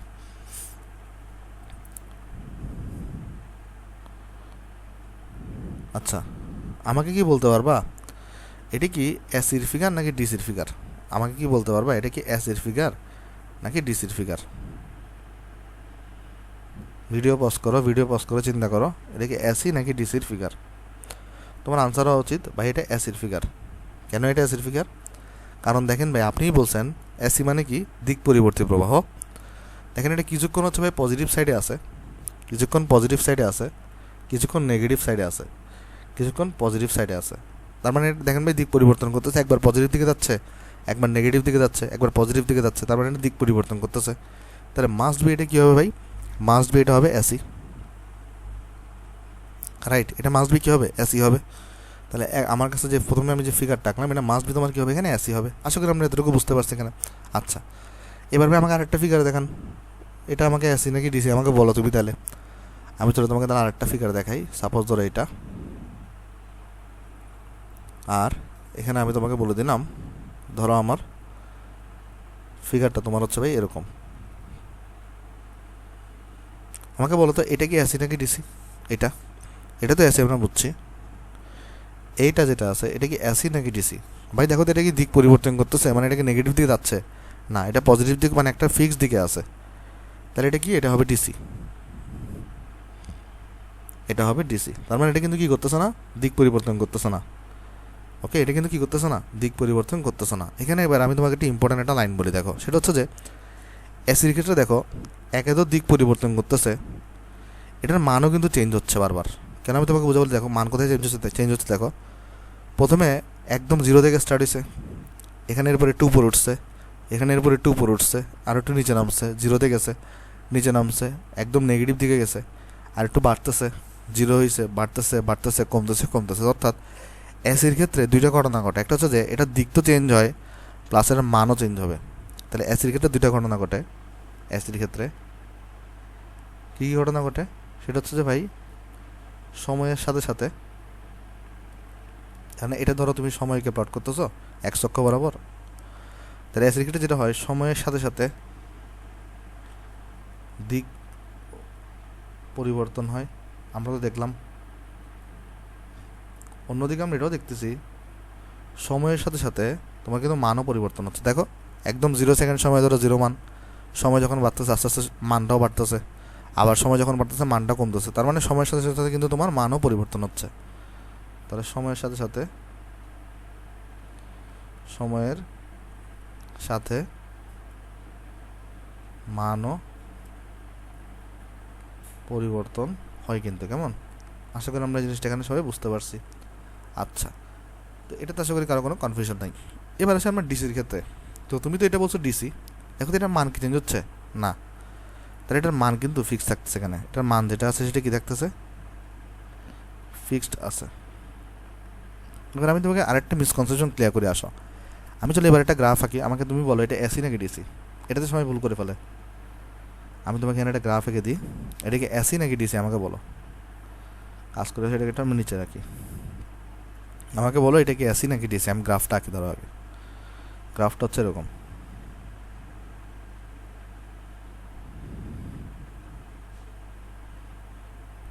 এটাতে সবাই ভুল করে ফেলে। সাপোজ ধরো গ্রাফটা হচ্ছে আমার এরকম। আমাকে একটু করে বলো, এই যে গ্রাফটা তুমি আঁকছো এটা কি এসি আঁকছো নাকি ডিসি আঁকছো। ওকে, দেখো তো এটা কিন্তু তুমি একটু চিন্তা, আগে ভিডিও পোস্ট করো, আমি তোমাকে আনসার বলে দিচ্ছি। আশা করি তোমরা চিন্তা করছো। এটার আনসারটা কি জানো, এটা হচ্ছে তোমার ডিসি। কেন ডিসি? দেখো তো ভাই, এটা যদি পজিটিভ হয়, এটাও কিন্তু দেখো এটা কি জিরো না, তো জিরোর উপরে থাকলে তো পজিটিভ বলো তুমি। এটা যদি পজিটিভ হয়, এটাও কিন্তু পজিটিভ, এটাও কিন্তু তোমার এখানে কি পজিটিভ। অর্থাৎ এখানে দেখো, এখানে কি ডিরেকশন চেঞ্জ হয়েছে। দেখো এসিডিসি হওয়ার মেন বক্তব্যটা কি বলতো, একটাতে ডিরেকশন চেঞ্জ হবে আর এটাতে ডিরেকশন চেঞ্জ হবে না, মানের ব্যাপারে কিন্তু কিছু বলা নাই। তাহলে দেখো এটা কিন্তু তোমার ডিসি হবে, এটা কিন্তু তোমার কি বলতো, এটা কিন্তু তোমার মাস্ট বি ডিসি হবে। এখানে একটু মানুষজন মিস্টেক করে এটাতে, এটা কিন্তু মাস্ট বি কী হবে তোমার এখানে ডিসি হবে। ভাই এটা কেন ডিসি হবে, কারণ দেখো এখানে সবগুলো কিন্তু পজিটিভই আছে, কখনো নেগেটিভ দিয়ে গেছে না। দেখো এটাও পজিটিভ, এটাও পজিটিভ, এটাও কিন্তু পজিটিভ। হ্যাঁ এখানে মান চেঞ্জ হয়েছে ঠিক আছে, আমি বলতেছি এই ক্ষেত্রে মানটা ফিক্স ছিল, কিন্তু এই ক্ষেত্রে তোমার ডিসি যে মানটা আছে এটা কী আছে, মানটা ফিক্স নাই, মান ফিক্সড নয়। কিন্তু মানের ভিত্তিতে তোমার তো কখনো অ্যাসিডিসি নির্ধারিত হয় না। অ্যাসিডিসি নির্ধারিত হয় দিকের ভিত্তিতে, যদি দিক পরিবর্তন করে সেটা তাহলে তোমার হচ্ছে অ্যাসি, আর দিক পরিবর্তন না করলে সেটা তোমার হচ্ছে ডিসি। এখানে দেখো এখানেও যেমন দিক পরিবর্তন করে নাই, অলওয়েজ পজিটিভ দিকে ছিল। দেখো অলওয়েজ এটা দেখো আপ সাইডে ছিল, কখনো নেগেটিভ সাইডে কিন্তু যায় নাই। আর এখানে দেখো, এখানে কিন্তু এটা দেখো অলওয়েজ কিছু, এখানে দেখো তো এটাও কিন্তু এখানে পজিটিভ, এখানেও পজিটিভ, এখানেও পজিটিভ, অর্থাৎ অলওয়েজ পজিটিভ সাইডে আছে, এটা তাহলে দিক পরিবর্তন করে নাই, তাই এটা ডিসি। হ্যাঁ এটা মান ফিক্স না, আর এখানে মান ফিক্স। তার মানে ডিসির ক্ষেত্রে যেটা হয়, ডিসির ক্ষেত্রে দিক পরিবর্তন হবে না, কিন্তু মানটা ফিক্সও থাকতে পারে, মান ফিক্স নাও থাকতে পারে। এসির ক্ষেত্রে মান চেঞ্জ হবে, মাস্ট চেঞ্জ হবে এসির ক্ষেত্রে, কিন্তু ডিসির বেলায় মান ফিক্সও থাকতে পারে, মান ফিক্স নাও থাকতে পারে। তার মানে আমি যদি ডিসির বৈশিষ্ট্যটা একটু করে লিখি, ডিসির বৈশিষ্ট্য 1 নম্বর বৈশিষ্ট্য হচ্ছে দিক অপরিবর্তনীয়, দিক চেঞ্জ হবে না, হয় পজিটিভ দিকে থাকবে না নেগেটিভ দিকে থাকবে। আবার তোমার আরেকটা কী হতে পারে, এখানে দেখো তোমার হচ্ছে ভাই দিক অপরিবর্তনীয়, মান যেটা আছে সেটা ফিক্সডও হইতে পারে, আবার নট ফিক্সডও হইতে পারে, মানে মান চেঞ্জও হইতে পারে। ওকে, আচ্ছা আশা করি তুমি জিনিসটা বুঝতে পারছো। এবার চলো আমি একটা তোমাকে আরও একটা মিসকনসেপশন এখানে ক্লিয়ার করে দিয়ে আসো। একটা কাজ করে আসো, আমরা চলো এটাকে আমরা একটু মুছে দিই, এখানে নিচে আমরা আরেকটা গ্রাফ আঁকবো, তাহলে তোমার আরেকটা কনফিউশন ক্লিয়ার হবে। আসো, আমি নতুন বিষয় যেতে যাচ্ছি না, এই বিষয়টাতে দেখা দিয়ে আসো। সেটা হচ্ছে যে ভাই সাপোজ ধরো, এটাও একটি মিসকনসেপশন মানুষের মনে, আমি তোমার ক্লিয়ার করে আসো। ধরো সেকেন্ড গ্রাফটা এরকম দেওয়া আছে, ফার্স্ট গ্রাফ ছিল তোমার এরকম, সেকেন্ড গ্রাফ দেখো কীরকম। সেকেন্ড গ্রাফ সাপোজ ধরো এরকম দেওয়া আছে, এখানেও মানুষজন ভুল করে ফেলে। আমাকে বলো এই ফিগারটা এসি নাকি ডিসি, আমাকে বলো এই ফিগারটা এসি নাকি ডিসি। চিন্তা করে বলো। এটাও কিন্তু মাস্ট বি ডিসি। কেন ডিসি? দেখো এটা নেগেটিভ, তার মানে এটাও নেগেটিভ, এটাও কিন্তু নেগেটিভ। দেখো এখানে নেগেটিভ থেকে পজিটিভ দিকে কখনো উঠছে, অর্থাৎ ডিরেকশন কখনো চেঞ্জ করছে না, অলওয়েজ নেগেটিভ দিকে ছিল ভাই। এটা অলওয়েজ পজিটিভ দিকে ছিল বলে তুমি ডিসি বলছো, ডিরেকশন চেঞ্জ করে নেই বলে। সিমিলারলি এটাও তো তোমার ডিরেকশন চেঞ্জ করে নাই, আর এটাও তোমার কী হবে? ডিসি হবে। সো এই জিনিসগুলোতে ভুল করিও না, মানুষজন এই জিনিসগুলোতে ভুল করে ফেলে, যে মানুষজন এইগুলো গ্রাফ দেখলে একটু ভয় পেয়ে যায় এবং ভুল করে ফেলে। কিন্তু এখানে হ্যাঁ এটা ডিসি হইলো, এটা কি ফিক্সড না বলো তো? মান ফিক্সড নয়। তাহলে আমরা আশা করি ডিসি এসি চিনছি। তাহলে এসি জিনিসটা কি? এটা দিক চেঞ্জ হবে, সাথে সাথে মানটাও চেঞ্জ হবে। আর ডিসির মধ্যে হচ্ছে দিকটা ফিক্স থাকবে, অর্থাৎ হয় পজিটিভ দিকে থাকবে, না হয় নেগেটিভ দিকে থাকবে। হ্যাঁ এই জিনিসটা নিচেও থাকতে পারতো, হয় নেগেটিভ দিকে না পজিটিভ দিকে থাকবে, কিন্তু এটার মান যেটা আছে এটা ফিক্সড হইতে পারে, এটা তোমার হচ্ছে নট ফিক্সড হইতে পারে, মানে দিকটাও পরিবর্তন থাকবে।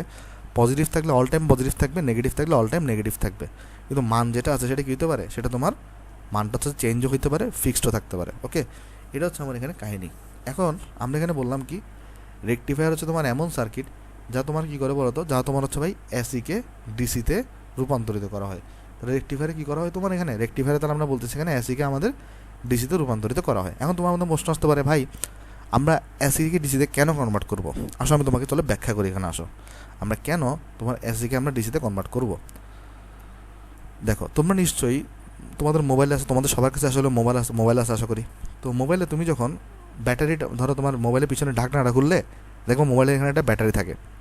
দেখবা মোবাইলের ব্যাটারির গায়ে তোমার কাছে দেখা থাকে 5 ভোল্ট ডিসি বা 2.5 ভোল্ট ডিসি বা 5 ভোল্ট ডিসি বা 3 ভোল্ট ডিসি, এরকম কিন্তু তোমার লেখা থাকে। আবার তুমি একটা জিনিস তুমি চিন্তা করো, দেখো তো তোমার নোকিয়া ছোটো মোবাইলের যে চার্জার আছে সেটা দিয়ে, মানে ধরো যে পিন চার্জার, ওগুলো দিয়ে কি তোমার ওই যে অ্যান্ড্রয়েড মোবাইলগুলো চার্জ হবে? না। অথবা যদি ধরো পিনও যদি সেম থাকে, অনেক সময় এমন হতে পারে, সাপোজ ধরো তুমি হচ্ছে যে মানে ধরো নোকিয়ার ছোটো মোবাইল, ওইটার যে চার্জার, আবার ধরো তোমার হচ্ছে যে একটা বড় একটা মোবাইল আছে, ওইটার চার্জার ধরো এটা হচ্ছে তোমার ইউএসবি ধরো সেম, মানে পিনটা ধরো সেম, তারপরে দেখা যাবে যে কি একটাতে ফাস্ট চার্জিং হচ্ছে আর একটাতে স্লো চার্জিং হচ্ছে। একটা মোবাইলে কী হচ্ছে? ফাস্ট হচ্ছে আর একটাতে স্লো হচ্ছে, অর্থাৎ চার্জার কিন্তু মোবাইল ভেদে কী হয়? চেঞ্জ হয়ে যায়। ওকে, তার মানে আমরা যদি কখনো মোবাইলের পিছনে ঢাকনা খুলি, আমরা দেখবো মোবাইলের ব্যাটারি গায়ে কি লেখা আছে? 5 ভোল্ট ডিসি। এটার মানেটা কি? এটার মানেটা হচ্ছে যে তোমার আমাদের যে বাসা বাড়ি থাকে, ওইখানে একটা বাসার একটা মেইন একটা মিটার থাকে। আমাদের বাসা বাড়ির কী থাকে? একটা বাসার একটা মেইন একটা মিটার থাকে। কাহিনী হচ্ছে এখানে আমার বাসার মেইন মিটারে কারেন্ট যেটা আসে, আমার বাসার মেইন মিটারে যে কারেন্টটা আসে সেটা হচ্ছে নর্মালি 220 ভোল্ট এসি হয়। আমাদের বাংলাদেশে বাসা বাড়িতে যে কারেন্টটা আসে সেটা কী হয় বলো তো? সেটা হচ্ছে ভাই তোমার 220 ভোল্ট এসি হয়। তাহলে আরেকবার বুঝো আসো, আমাদের বাসার মধ্যে যে মেইন মিটারগুলো আছে সেখানে যে কারেন্টটা আসে সেটা কী হয়? 220 ভোল্ট এসি হয়। কিন্তু তোমার যে মোবাইলের যে ব্যাটারি আছে সেটাকে যখন তুমি চার্জ করবা, তোমার যে মোবাইলের যে ব্যাটারি আছে এটাকে যখন তুমি চার্জ করবা, মোবাইলের ব্যাটারিতে কী লাগে বলো তো? মোবাইলের ব্যাটারি গায়ে লেখা থাকবা 5 ভোল্ট ডিসি লেখা দেখবা। আমি যদি একটা এক্সাম্পল স্বরূপ নিই, এক একটা ব্যাটারিতে এক এক রকম থাকে, কোনো কোনো ব্যাটারিতে 3 ভোল্ট থাকে, কোনো কোনো ব্যাটারিতে 5 ভোল্ট থাকে। তা আমি ধরে নিচ্ছি আমার এই মোবাইলের ব্যাটারিটাতে কত লেখা আছে? 5 ভোল্ট ডিসি লেখা আছে। অর্থাৎ এটা মানে হচ্ছে যে আমি যদি এসি কারেন্টটাকে যদি সরাসরি যদি মোবাইলে সাপ্লাই করি, মোবাইলের ব্যাটারিকে যদি চার্জ করার জন্য যদি আমরা এসি কারেন্টটাকে যদি সরাসরি আমি সাপ্লাই করি, সেটা চার্জ হবে না। তাহলে দেখো আমার বাসায় আসতেছে কিন্তু 220 ভোল্ট এসি, কিন্তু আমার মোবাইল ব্যাটারি যেটা আছে সেটা চার্জ হওয়ার জন্য কত লাগতেছে? 5 ভোল্ট ডিসি। তাহলে এখানে ধরো দুইটা কাহিনী করতে হবে। দুইটা কাহিনী কি আমি তোমাকে বোঝাচ্ছি। দেখো দুইটা কাহিনী কি, একটা কাহিনী হচ্ছে যে তোমার 220 ভোল্টটাকে 5 ভোল্টে কনভার্ট করা লাগবে আগে, আরেকটা কাহিনী হচ্ছে যে এসিটাকে ডিসিতে কনভার্ট করা লাগবে। দেখো প্রবলেমটা বোঝো, তোমার বাসার মেইন মিটারে যে কারেন্টটা আসছে সেটা হচ্ছে 220 ভোল্ট এসি, কিন্তু তুমি মোবাইলের ব্যাটারি যখন চার্জ করবা, তোমার মোবাইলের ব্যাটারি চার্জ হওয়ার জন্য 5 ভোল্ট ডিসি লাগে। কিন্তু তোমার এখানে দেখো দুইটাই এখানে উল্টা করো না, তোমার কাছে আছে 220 ভোল্ট, তোমার লাগবে হচ্ছে 5 ভোল্ট। আবার তোমার কাছে হচ্ছে যে আছে হচ্ছে এসি, তোমার লাগবে হচ্ছে ডিসি। কীভাবে করবা? এখানে দুইটা কাজ করতে হবে তোমার। তুমি যদি মোবাইলের ব্যাটারিকে চার্জ করতে চাও, তোমার এখানে দুইটা কাজ করতে হবে। একটা হচ্ছে এই 220 ভোল্টটাকে তোমার 5 ভোল্টে কনভার্ট করতে হবে, আর এসিটাকে তোমার এখানে ডিসিতে কনভার্ট করতে হবে। প্রবলেমটা বুঝতে পারছো এখানে? তাহলে দেখো দুইটা কাজ করতে হবে এখানে। একটা হচ্ছে আমার 220 ভোল্টকে, এগুলো খুব মজার পড়া ভাই, তোমার হচ্ছে 5 ভোল্টে কনভার্ট করা লাগবে। আর এটা হচ্ছে তোমার ভাই এসিকে কিসে কনভার্ট করা লাগবে, ডিসিতে কনভার্ট করা লাগবে। দুইটা কাজ করতে হবে। কিভাবে করবা, আমরা মাত্র বললাম এসিতে এসিকে তুমি এই দুটা কাজই কিন্তু তোমার কিসের মধ্যে হয় বলো তো, চার্জারের ভিতরে হয়। এই কাজ কিস হয় তোমার চার্জারের ভিতরে হয়। এই যে মোবাইলে যে চার্জার থাকে না, আমরা যদি এটাকে চিন্তা করি, এটা হচ্ছে আমার চার্জার, আমরা চিন্তা করি এটা হচ্ছে আমার চার্জার। সাপোজ ধরো এই দুইটা কাজই হচ্ছে আমার চার্জারের ভিতরে হয়। চার্জারের ভিতরে কী হয় আমি তোমাকে বোঝাচ্ছি এখানে। এটা সাপোজ ধরো এটা আমার চার্জার। তো এই চার্জার কি করে, এই লোক যেটা করে এই হচ্ছে যে ওই যে আমরা যখন মাল্টিপ্লাগে যখন চার্জার কানেক্ট করি তখন কি হয়, আমরা যখন মাল্টিপ্লাগে যখন তোমার চার্জার কানেক্ট করি তখন যে ঘটনা ঘটে, এই লোক হইতেছে তোমার বাসা থেকে 220 ভোল্ট এসি কেনে, 220 ভোল্ট এসি কেনে। আর এই লোক মোবাইল ব্যাটারিতে কি সাপ্লাই করে, 5 ভোল্ট ডিসি সাপ্লাই করে। তাহলে মোবাইল চার্জার যারা আছে তারা কি করে, মোবাইল চার্জারের মধ্যে তুমি হচ্ছে 220 ভোল্ট এসি প্রবেশ করাচ্ছ, আর মোবাইল চার্জার থেকে কী বের হয়, 5 ভোল্ট ডিসি বের হয়। আশ্চর্যজনক ঘটনা ভাই, কীভাবে হচ্ছে এটা? মোবাইল চার্জারের ভিতরে কী এমন জাদু আছে যার ফলে এই ঘটনা ঘটতেছে? এখানে দুইটা ঘটনা ঘটতেছে দেখো। একটা 220 ভোল্ট থেকে তোমার 5 ভোল্টে কনভার্ট করতেছো, আর একটা হচ্ছে তোমার ভাই এসি থেকে তুমি ডিসিতে কনভার্ট করতেছো। তোমার মনে তাহলে প্রশ্ন আসবে, ভাই এটা কীভাবে সম্ভব? চলো ব্যাখ্যা করতেছি। আমরা তো একটু আগে বললাম যে তুমি এসি থেকে ডিসিতে কনভার্ট করো কিসের মাধ্যমে, রেকটিফায়ারের মাধ্যমে। কিসের মাধ্যমে? রেকটিফায়ার সার্কিটের মাধ্যমে। এখনও কিন্তু আমি তোমাকে শিখাই নাই যে তুমি কীভাবে কনভার্ট করবা, জাস্ট আমি তোমাকে এটা বলছি রেকটিফায়ার সার্কিটের মাধ্যমে এসি থেকে কিসে কনভার্ট করা যায়, ডিসিতে কনভার্ট করা যায়। এসি থেকে কিসে কনভার্ট করা যায়, ডিসিতে কনভার্ট করা যায়। তার মানে মোবাইল চার্জারের ভিতরে একটা কী থাকে, একটা ছোটো একটা রেকটিফায়ার সার্কিট থাকে। ছোটো একটা কী থাকে এখানে, মোবাইল চার্জারের ভিতরে একটা ছোটো একটা রেকটিফায়ার সার্কিট থাকে। যে রেকটিফায়ার সার্কিটটার কাজ কী হয়, তোমার ওই যে তোমার বাসাবাড়ির যে এসি আছে সেটাকে তোমার ডিসিতে কনভার্ট করে দেওয়া কাজ হয়। কীভাবে কনভার্ট করে সেটা কিন্তু আমরা এখনো শিখি নাই, সেটা আমরা শিখবো। আর এখন কোয়েশ্চেন হচ্ছে ভাই 220 ভোল্ট থেকে আমি 5 ভোল্টে কীভাবে কনভার্ট করবো?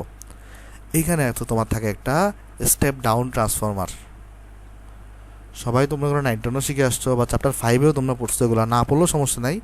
চ্যাপ্টার 5-এ আমি তোমাদেরকে পড়াবোই। চ্যাপ্টার 5 যখন আমরা পড়বো, ওই যে আবেশের চ্যাপ্টারটা, তখন স্টেপ ডাউন ট্রান্সফরমার পড়ছো। কিন্তু তোমরা 9-10 থেকে তো ট্রান্সফরমার সম্পর্কে একটু আইডিয়া আছে। 9-10 থেকে তোমাদের তো নিশ্চয়ই একটু ট্রান্সফরমার সম্পর্কে আইডিয়া আছে।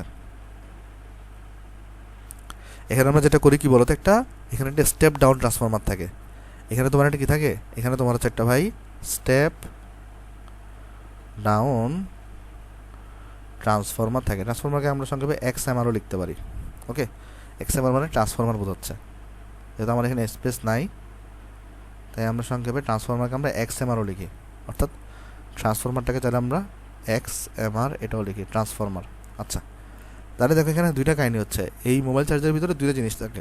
একটা হচ্ছে ভাই তোমার স্টেপ ডাউন ট্রান্সফরমার থাকে একটা, আর একটা তোমার হচ্ছে ভাই রেকটিফায়ার থাকে। রেকটিফায়ারের কাজটা কি, এসি থেকে ডিসিতে কনভার্ট করে। স্টেপ ডাউন ট্রান্সফরমারের কাজটা কি, 220 ভোল্ট থেকে 5 ভোল্টে কনভার্ট করে। ভাই আমাকে একটু করে দেখান স্টেপ ডাউন ট্রান্সফরমার কাজ কীভাবে করে, আমি তোমাকে দেখে আসো। তোমরা যদি 9-10 দেখছো, এই যে দেখো ট্রান্সফরমার কী থাকে ভাই, দুইটা কুণ্ডলী থাকে। একটাকে আমরা বলি প্রাইমারি কুণ্ডলী, আর একটাকে আমরা বলি সেকেন্ডারি কুণ্ডলী, তাই না? আমরা যদি এগুলো ডিটেলসে দেখবো কোথায়, চ্যাপ্টার 5-এ। আমি জাস্ট এখানে তোমাকে সংক্ষেপ আলোচনা করতেছি, আসো একদম আমরা সংক্ষেপ আলোচনা করতেছি আসো। সেটা হচ্ছে যেরকম থাকে ট্রান্সফরমারে,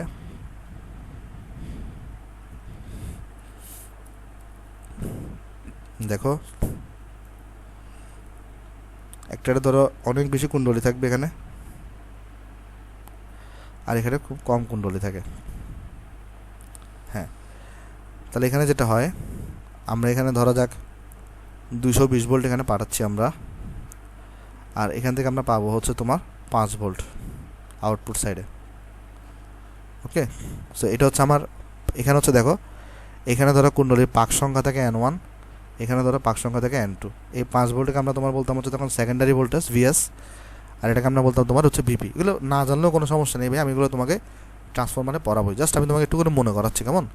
এগুলো জাস্ট আমি তোমাকে একটু করে মনে করে দিচ্ছি। তো এখানে কী হইতো ভাই, এখান থেকে হচ্ছে আমরা পরে তোমার হচ্ছে ভাই ইকুয়েশন লিখতাম এখানে। এই যে দেখো আমরা লিখতাম VP divided by VS equals to N1 divided by N2 বা NP ডিভাইডেড বাই NS। এবার আমরা অথবা আমরা দেখো 9-10 এগুলো আসলে NP আর NS দিয়েছিল, সো আমি এটাকে NP আর NS দিয়ে লিখে আসো। 9-10-এ এটা ছিল তোমার কি NP, এটা ছিল তোমার NP, এটা ছিল তোমার NS। সেখানে হবে VP by VS equals to NP by NS। তো এখানে আসলে VPর ভ্যালু কত, 220, আর ভিএস এর ভ্যালু কত 5, তুমি 220কে 5 দিয়ে ভাগ করে দেখতে পারো, এখানে আসলে এনপিআর এনএস এর রেশিও কত থাকে তোমার, এখানে 220 ডিভাইডেড বাই 5 আসলে থাকে 44। সো এখানে এমন ট্রান্সফরমার লাগাইতে হবে যেখানে এনপিআর এনএস এর মধ্যে রেশিও কত থাকবে 44 থাকবে। অর্থাৎ যদি তোমার এখানে সেকেন্ডারিতে 88 পাক সংখ্যা থাকে, তোমার এখানে থাকতে হবে কত, তখন 2 পাক সংখ্যা থাকবে এখানে। ওকে, 44 বানাতে হবে এটা। আশা করি এটা পরে পড়বা, এখন দরকার নাই, জাস্ট আমরা আপাতত এতটুকু জানলাম। আমরা এখান থেকে দেখো তাহলে কী কী জানলাম। আমরা এখান থেকে জানলাম কেন আমরা রেকটিফায়ার ইউজ করি, কারণ রেকটিফায়ার হচ্ছে আমাদের এসি থেকে ডিসিতে কনভার্ট করতে সাহায্য করে। যদি আমরা কখনও এসি থেকে ডিসিতে কনভার্ট করতে না পারতাম, তাহলে আমাদের মোবাইল ব্যাটারিটা কী হতো না, চার্জিং হতো না। 2 নম্বর কথা, এখানে আমরা জানলাম 220 ভোল্ট থেকে আমরা 5 ভোল্টে কীভাবে কনভার্ট করি, আমরা স্টেপ ডাউন ট্রান্সফরমারের মাধ্যমে কনভার্ট করি। আশা করি তোমরা জিনিসটা এখানে সবাই বুঝতে পারছো। আচ্ছা, তো আমরা হচ্ছে এখন চলো আলোচনা করবো আগে রেকটিফায়ারের প্রকারভেদ নিয়ে। আমরা কিন্তু এখনও দেখি না রেকটিফায়ার কীভাবে কাজ করে, আমরা পরে দেখবো সেটা। আমরা আলোচনা করি আসো রেকটিফায়ারের প্রকারভেদ নিয়ে। রেকটিফায়ারের প্রকারভেদ এটা নিয়ে চলো আমরা ডিসকাশন করি আসো। সেটা হচ্ছে যে রেকটিফায়ার যেটা আছে ভাই,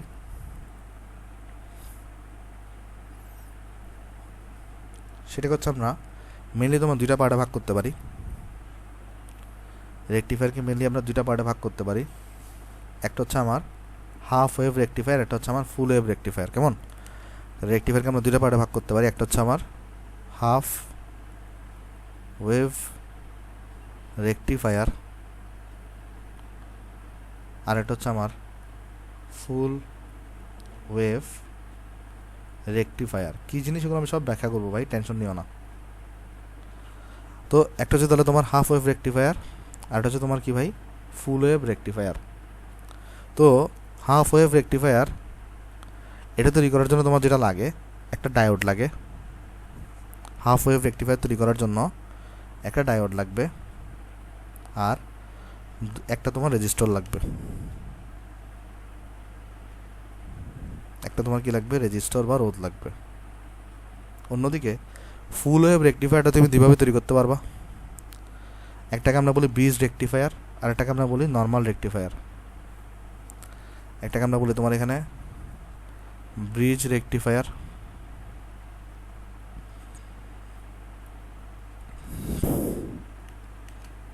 একটাকে তাহলে আমরা কি বলি ভাই, ব্রিজ রেকটিফায়ার। দাঁড়াও আমি তোমাকে লিখে দিই, এটা কোথায় গেল মাউস, হ্যাঁ আসছে, ব্রিজ রেকটিফায়ার। আর একটাকে আমরা তোমার বলি হচ্ছে ভাই নর্মাল রেকটিফায়ার, নর্মাল রেকটিফায়ার। চলো আমি তোমাকে ব্যাখ্যা করি জিনিসটা। তাহলে এখানে আমরা তোমাকে বলতেছি কি, দেখো আমরা এখানে বলতেছি তোমার এখানে যে আমার রেকটিফায়ারকে আমরা 2টা পার্টে চালে ভাগ করতে পারি। রেকটিফায়ার এটা যেটা আছে আমাদের ভাই, এটা হচ্ছে আমার 2টা পার্টে চালে ভাগ করতে পারি। একটা হচ্ছে ভাই আমার হাফ ওয়েভ রেকটিফায়ার, একটা হচ্ছে তাহলে আমার কি হাফ ওয়েভ রেকটিফায়ার, আর একটা হচ্ছে আমার কি ভাই, full wave rectifier. Full wave রেকটিফায়ারকে দুইভাবে তৈরি করা যায়, মানে ফুল ওয়েভ রেকটিফায়ার যেটা সেটাকে আমরা চাইলে দুইভাবে তৈরি করতে পারি। একটা হচ্ছে ভাই নর্মাল রেকটিফায়ারের মাধ্যমে, আর একটা হচ্ছে আমরা ব্রিজ রেকটিফায়ারের মাধ্যমে তৈরি করতে পারি। তাহলে ফুল ওয়েভ রেকটিফায়ারকে আমরা দুইভাবে তৈরি করতে পারি। একটা হচ্ছে তোমার ভাই ব্রিজ রেকটিফায়ারের মাধ্যমে, সব আমরা দেখব জিনিসগুলো কি, আর একটা হচ্ছে ভাই তোমার নর্মাল রেকটিফায়ারের মাধ্যমে। তাহলে দেখো আমরা এখান থেকে কী কী শিখলাম। আমরা শিখলাম হচ্ছে তোমার রেকটিফায়ার 2 প্রকারের হয়, একটা হচ্ছে হাফ ওয়েভ রেকটিফায়ার, একটা হচ্ছে ফুল ওয়েভ রেকটিফায়ার। আর তোমার ফুল ওয়েভ রেকটিফায়ার যেটা আছে ভাই, এটা তুমি দুইভাবে তৈরি করতে পারবা। একটা হচ্ছে তোমার ব্রিজ রেকটিফায়ার, আর একটা হচ্ছে তোমার নর্মাল রেকটিফায়ার। আমি তোমাদেরকে প্রথমে একটু বলে দিই, আমাদের বেশিরভাগ বইতে হাফ ওয়েভ রেকটিফায়ার আর ব্রিজ রেকটিফায়ার নিয়ে আলোচনা করা আছে, কিন্তু 2-1টা বইতে নর্মাল রেকটিফায়ার নিয়েও আলোচনা করা আছে। যেহেতু তোমাদের বইতে আসলে আলোচনা করা আছে, সো আমরা এটাকে স্কিপ করবো না। যদিও কম সংখ্যক বইতে নর্মাল রেকটিফায়ার নিয়ে বলা আছে, তাও আমরা নর্মাল রেকটিফায়ারটাও পড়বো, সব আমরা পড়বো, আমরা কোনো কিছুকে বাদ দিব না। তাহলে কেমন? আশা করি তুমি জিনিসটা এখানে সবাই বুঝতে পারছো ভাই। আচ্ছা, তাহলে আমরা আসলে দেখতে যাচ্ছি এদের মধ্যে আসলে কাজগুলো কীভাবে করে, মানে হাফ ওয়েভ রেকটিফায়ার আসলে কী করে আর ফুল ওয়েভ রেকটিফায়ার আসলে কী করে। আমরা কিন্তু এদের সার্কিটের ঘটনা নেক্সট লেকচারে দেখবো, কারণ আমাদের হাতে সময় আসলে কুলাবে না। হ্যাঁ, তাহলে আসলে আমরা এখন দেখি যে হাফ ওয়েভ রেকটিফায়ার আসলে কী করে। আমরা নেক্সট লেকচারে আজকে যেখান থেকে শেষ করবো, এখান থেকে এরপর থেকে স্টার্ট করবো।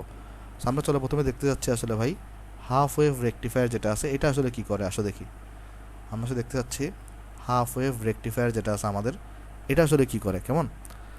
এটাতে কি হয় দেখো, এখানে আমরা প্রথমে এখানে একটা দেখো, আমরা প্রথমে এখানে একটা আমরা মেইন কারেন্ট হচ্ছে আমরা এখানে একটা প্রবেশ করাই। সাপোজ ধরো আমার কাছে এখানে আমরা একটা এসি কারেন্টকে সাপ্লাই করছি। আমরা এখানে সাপোজ ধরা যাক আমরা এখানে একটা কী করছি ভাই, একটা এসি কারেন্টকে ধরো সাপ্লাই করছি। সাপোজ ধরো এটা হচ্ছে আমার কাছে কি ভাই, এটা হচ্ছে আমার কাছে এসি কারেন্ট। কেমন, সাপোজ ধরো এটা হচ্ছে আমার কাছে একটা ভাই এসি কারেন্ট, এটা হচ্ছে আমরা কি করছি, রেকটিফায়ারের ভিতরে সাপ্লাই করছি। আচ্ছা, তো এখানে আমরা যেটা করছি তাহলে এটাকে আমরা একটা হাফ ওয়েভ রেকটিফায়ার সার্কিটের মধ্যে সাপ্লাই করছি। আমার কাছে তাহলে এখানে একটা সার্কিট আছে ভাই, যে সার্কিটের নাম কি, এটা হচ্ছে আমার এখানে সাপোজ ধরা যাক একটা হাফ ওয়েভ রেকটিফায়ার সার্কিট আছে। তাহলে আমরা এখানে যেটা করলাম, আমরা এখানে একটা এসি কারেন্টকে আমরা হচ্ছে একটা হাফ ওয়েভ রেকটিফায়ার সার্কিটের মধ্যে সাপ্লাই করছি। কেমন, তো সাপ্লাই করার পরে এখানে দুইটা ঘটনা করতে পারে, সাপ্লাই করার পরে এখানে দুইটা ঘটনা করতে পারে। আমরা চলো একটা কাজ করি আগে, এটাকে চলো আমরা আর একটু মডিফাই করে আঁকি। কেমন, আমি চলো এটাকে আর একটু মডিফাই করে আঁকি ভাই, সরি ভাই তোমাকে একটু এখানে আমরা করতেছি, এডিট করতেছি, এই জন্য দেখো আসলে আমরা এটাকে চলো আর একটু মডিফাই করে আঁকি, কারণ মডিফাই করে আঁকার একটা কারণ আছে। আমরা চলো একটু বেড়েছি চিকন করে আঁকি। হ্যাঁ, চলো আমরা এখানে একটু চিকন করে আঁকি।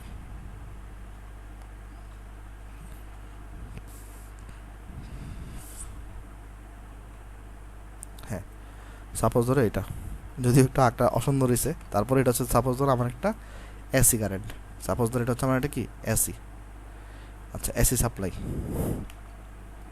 অল্টারনেটিভ কারেন্ট আমরা এখানে সাপ্লাই করছি। কোথায় সাপ্লাই করছি ভাই, এই যে হাফ ওয়েভ রেকটিফায়ারের মধ্যে। আচ্ছা, এখন এখানে দুইটা ঘটনা করতে পারে। হাফ ওয়েভ মানে বুঝতেছো, সে কী করবে, হাফ অংশকে পাস করবে। সে কাকে পাস করবে, হাফ অংশকে পাস করবে। দেখো তো এটা পজিটিভ না ভাই, এগুলো সব কিন্তু পজিটিভ, আর এটা কি নেগেটিভ। এখন এখানে দুইটা ঘটনা করতে পারে, কী ঘটনা আমি তোমাকে ব্যাখ্যা করে আসো আগে। প্রথমে এমন হতে পারে, তুমি যখন এখানে হাফ ওয়েভ রেকটিফায়ার সার্কিটের মধ্যে পাস করবা, দুইটা ঘটনা করতে পারে। একটা হতে পারে এরকম, আর একটা হতে পারে তোমার হচ্ছে ভাই এরকম। দেখে এখানে কী ঘটনা করতে পারে, একটা হচ্ছে পারে এরকম হইতে পারে, আর একটা হইতে পারে তোমার এরকম। দেখাই খুব মজার পড়া ভাই, এগুলো কেমনে এরকম হচ্ছে এটা আমরা নেক্সট দিন দেখবো কেমনে হচ্ছে এরকম। আজকে আমাদের তো সময় নেই, তো ওই জন্য দেখাতে পারতেছি না, আন্তরিকভাবে দুঃখিত ভাই। দেখো এখানে আমরা যখন এসি সাপ্লাইটাকে যখন ভাই হাফ ওয়েভ রেকটিফায়ার সার্কিটের মধ্যে যখন আমরা প্রবেশ করাইছি, দুইটা ঘটনা করতে পারে। একটা হইতে পারে এমন হইতে পারে, হাফ ওয়েভ মানে কি, এরা অর্ধেক রেকটিফায়ার হিসেবে কাজ করবে। অর্থাৎ এমন হইতে পারে এরা শুধুমাত্র পজিটিভগুলোকে পাস করবে, অর্থাৎ এরা শুধুমাত্র পজিটিভগুলোকে এখানে পাস হইতে দিবে। অর্থাৎ এই পজিটিভ বাইর হইলো, এই পজিটিভ বাইর হইলো, এই পজিটিভটা এখানে বাইরেছে। অর্থাৎ আমরা জানি কি, আমরা জানি হচ্ছে যে ভাই রেকটিফায়ারের কাজটা কি তোমার এসি থেকে ডিসিতে কনভার্ট করা, তাই না। রেকটিফায়ারের কাজটা কি বলো তো, রেকটিফায়ারের কাজটা হচ্ছে ভাই তোমার এখানে এসি থেকে ডিসিতে কনভার্ট করা। তো হাফ ওয়েভ রেকটিফায়ার যারা, তারা কী করবে, হাফ মানে অর্ধেক অংশকে পাস করবে। তাহলে হয় তারা পজিটিভ অংশগুলোকে পাস করবে, এখানে ধরো এখানে শুধুমাত্র পজিটিভ অংশগুলো পাস হচ্ছে, তাহলে এখানে দেখো তো তাহলে এই নিচের যে অর্ধেকগুলো অংশ আছে সেগুলো তোমার পাস হয়েছে, হয় না কিন্তু। তুমি চাইলে এখানে আরেকটু বাড়াই দিতে পারো। তুমি চাইলে এখানে আরেকটু কী করতে পারো, এখানে আনে সাপোজ ধরো তুমি এটাকে আরেকটু করে লম্বা করে 6টা দিয়ে দিতে পারো, তোমার তার আরও সুবিধা হবে বুঝতে। 5টা দিলেও সমস্যা নাই, সাপোজ ধরো নিচে এটাকে একটু বাড়াই দাও, ধরো তোমার এরকম। কেমন, তাহলে এখানে দেখো এখানে যে ঘটনাটা করছে তাহলে ভাই সেটা হচ্ছে যে দেখো আমরা জানি উপরে 3টা আছে, নিচে 3টা আছে। তো রেকটিফায়ার মানে কি, সে হচ্ছে তোমার এসি থেকে ডিসিতে কনভার্ট করবে, হয় সবগুলোকে পজিটিভ বানাবে না সবগুলোকে নেগেটিভ বানাবে। তো যখন যেই মুহূর্তে আমরা এসি সাপ্লাইকে যখন আমরা হাফ ওয়েভ রেকটিফায়ার সার্কিটের মধ্যে যখন আমরা প্রবেশ করাবো, তখন এখানে এমন হতে পারে যে শুধুমাত্র পজিটিভগুলো পাস হচ্ছে, তাহলে নেগেটিভগুলো কিন্তু পাস হচ্ছে না। তাহলে হাফ অংশ কি পাস হচ্ছে না, আর হাফ অংশ পাস হচ্ছে। তো যেই রেকটিফায়ারের মধ্যে হাফ অংশ পাস হয় সেটাকে আমরা বলি হাফ ওয়েভ রেকটিফায়ার সার্কিট। আর এটা কিন্তু দেখো এখানে কিন্তু ডিসিতে কনভার্ট হয়ে গেছে। এটা কিসে কনভার্ট হয়ে গেছে, তোমার এখানে ডিসি সাপ্লাইতে কিন্তু কনভার্ট হয়ে গেছে। কেমনে ভাই এটা ডিসি সাপ্লাইতে কনভার্ট হয়েছে, ভাই দেখো সবাই পজিটিভ, এখানে সবার ডিরেকশন সেম। আবার এমন হইতে পারে পজিটিভগুলো পাস হবে না, নেগেটিভগুলো পাস হতে পারে। মজা আছে, দেখো কেমনে করবো আমরা সব এটা নেক্সট লেকচারে শিখবো কেমনে হয়, খুবই মজার জিনিস এটা। এমন হতে পারে তাহলে পজিটিভগুলো পাস হইলো না, নেগেটিভগুলো পাস হয়ে গেল, খুবই মজা ভাই। কেমনে করবো আমরা দেখবো এটা নেক্সট দিন, কেমনে এখানে পজিটিভগুলো পাস হচ্ছে অথবা কেমনে এখানে নেগেটিভগুলো পাস হচ্ছে। চলো আমি এটাকে একটু বাড়াই দিই এখানে, হ্যাঁ একটু আমরা লম্বা করি এটাকে, আসো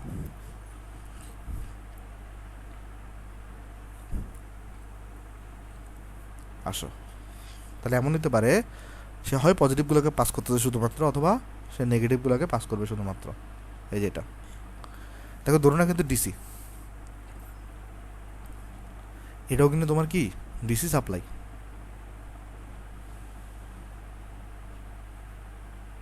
তাহলে দেখো আমরা এখানে বলতেছি আমাদের এখানে কিছু, তাহলে দেখো সে হচ্ছে পজিটিভগুলোকে কিন্তু পাস করছে, সেই ক্ষেত্রে নেগেটিভগুলোকে সে পাস করে নাই। অন্যদিকে এমন হতে পারে সে পজিটিভগুলোকে পাস করবে না, কিন্তু নেগেটিভগুলোকে সে পাস করে দিছে। এখন তোমার মনে প্রশ্ন আসতে পারে, ভাই তাহলে হাফ ওয়েভ রেক্টিফায়ারটা কখন পজিটিভগুলোকে পাস করবে আর কখন নেগেটিভগুলোকে পাস করবে? এটা আমরা দেখব। এটা সার্কিট কানেকশনের উপর নির্ভর করবে, সে পজিটিভগুলোকে পাস করবে নাকি নেগেটিভগুলোকে পাস করবে। ওকে, আমার এটা আসলে আমার প্রয়োজনের উপর নির্ভর করতেছে, আমার কি পজিটিভ সাইডগুলো লাগতেছে নাকি আমার নেগেটিভ সাইডগুলো লাগতেছে। আমরা যে অনুযায়ী লাগবে সেই অনুযায়ী আমরা সার্কিটটাকে ডিজাইন করব, সেই অনুযায়ী আমরা এখানে আউটপুট পাবো। তাহলে এখান থেকে আমরা যেটা শিখলাম সেটা হচ্ছে আমার কাছে ভাই হাফ ওয়েভ রেক্টিফায়ারটার মধ্যে যদি আমি একটা এসি সাপ্লাইকে প্রবেশ করাই, দুইটা ঘটনা করতে পারে। হয় সে পজিটিভগুলোকে পাস করবে, সেই ক্ষেত্রে নেগেটিভগুলোকে সে পাস করবে না, অথবা সে নেগেটিভগুলোকে পাস করবে, পজিটিভগুলোকে সে পাস করবে না। কীভাবে করবে আর কীভাবে করবে না সেটা কিন্তু আমরা এখনও শিখি নাই, সেটা আমরা আগামী লেকচারে শিখবো। জাস্ট আমরা এতটুকু জানলাম হাফ ওয়েভ রেক্টিফায়ার দ্বারা আসলে কী বোঝায়। এখানে দেখো তো, ধরো তোমার এখানে সাপ্লাই ছিল 100%, কিন্তু এখানে তোমার পাস হচ্ছে দেখো অনলি 50%।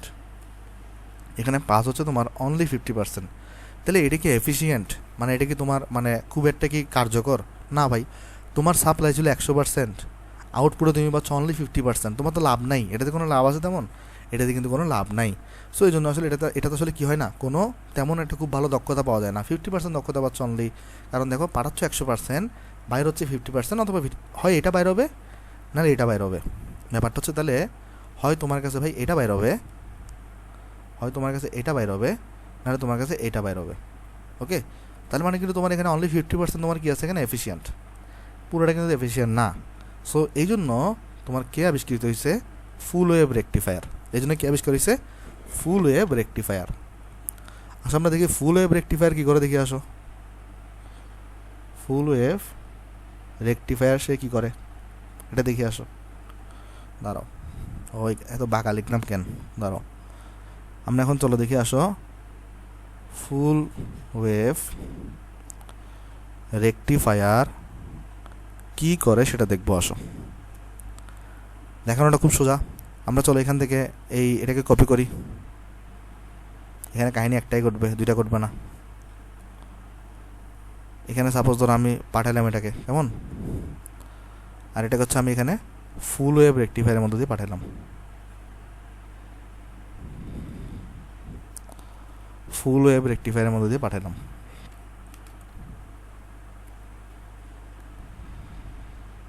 আচ্ছা, এখানেও কিন্তু দুইটা কাহিনী করতে পারে। এখানেও কি করতে পারে? দুইটা কাহিনী করতে পারে। কি কাহিনী? ফুল ওয়েভ মানে কি সবগুলোর সে পাস করে দিবে। ফুল ওয়েভ মানে কি? ফুল ওয়েভ মানে হচ্ছে সবগুলোর সে পাস করে দিবে, অর্থাৎ জিনিসটা এরকম হবে। এখানে দুইটা কাহিনী করতে পারে, দেখাচ্ছি আমি সব কাহিনীগুলো ভাই। এখানে হইতে পারে কি যে সে পজিটিভগুলোকে তো পজিটিভ সাইডে রাখবেই, পজিটিভগুলোকে তো সে পজিটিভ সাইডে রাখবেই, ওটা নেগেটিভগুলোকে সে পজিটিভ বানাবে। পজিটিভটাকে পজিটিভ সাইডে রাখবে, নেগেটিভটাকে পজিটিভ বানাবে। পজিটিভটাকে সে পজিটিভ সাইডে রাখবেই, নেগেটিভটাকে সে পজিটিভ বানাবে। এমন হতে পারে ফুল ওয়েভ রেক্টিফায়ারে। অথবা এমন হতে পারে সে পজিটিভটাকে নেগেটিভ বানাবে, পজিটিভটাকে তোমার এখানে নেগেটিভ বানাবে, আবার নেগেটিভটা নেগেটিভের মধ্যে রাখবে। দাঁড়াও, আমার টাকতে একটু হচ্ছে। পজিটিভটাকে সে নেগেটিভ বানাইছে, নেগেটিভটাকে সে নেগেটিভ দিকে রাখছে, পজিটিভটাকে সে নেগেটিভ বানাবে, নেগেটিভটাকে সে নেগেটিভ দিকে রাখছে, আবার পজিটিভটাকে সে নেগেটিভ বানাবে, আবার তোমার এখানে নেগেটিভটাকে সে নেগেটিভ দিকে রাখবে। অর্থাৎ আমরা যেটা বললাম এখানে ফুল ওয়েভ রেক্টিফায়ার দুইটা ঘটনা করতে পারে। এটাও যেমন ফুল ওয়েভ রেক্টিফায়ার, দেখো দুটোটা কিন্তু ডিসি। কেন? কারণ এটা সব পজিটিভ হয়ে গেছে। ডিসি মানে সব হয় সবগুলোকে পজিটিভ করতে হবে, মানে সবগুলোকে তোমার এখানে নেগেটিভ করতে হবে।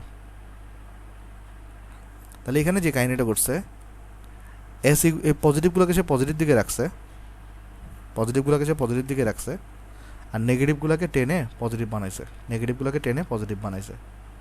আবার এখানে যেটা হয়েছে, নেগেটিভগুলোকে সে নেগেটিভ দিকে রাখছে, পজিটিভগুলোকে সে নেগেটিভ বানাইছে। দোনোটাই কিন্তু ফুল ওয়েভ রেকটিফায়ার। তাহলে আমি তোমাকে বুঝাই বলে দেখো, এখানে অনেকের মিসকনসেপশন আছে ভাই, অনেকে খালি মনে করে এটা ফুল ওয়েভ রেকটিফায়ার, এটা না, এটা কিন্তু ঠিক না ভাই, দোনোটা ফুল ওয়েভ রেকটিফায়ার। আমি তোমাকে চলো সামারি করে জিনিসটা আসো দেখো। এখানে কাহিনী কি হচ্ছে, ফুল ওয়েভ, আমাকে আগে বলো ফুল ওয়েভ রেকটিফায়ার মানে কি? ফুল ওয়েভ পাস করবে, অর্থাৎ তুমি যদি এখানে 100% সাপ্লাই করো 100% এখানে পাস করবে, এটাই তোমার ফুল ওয়েভ, তাই না?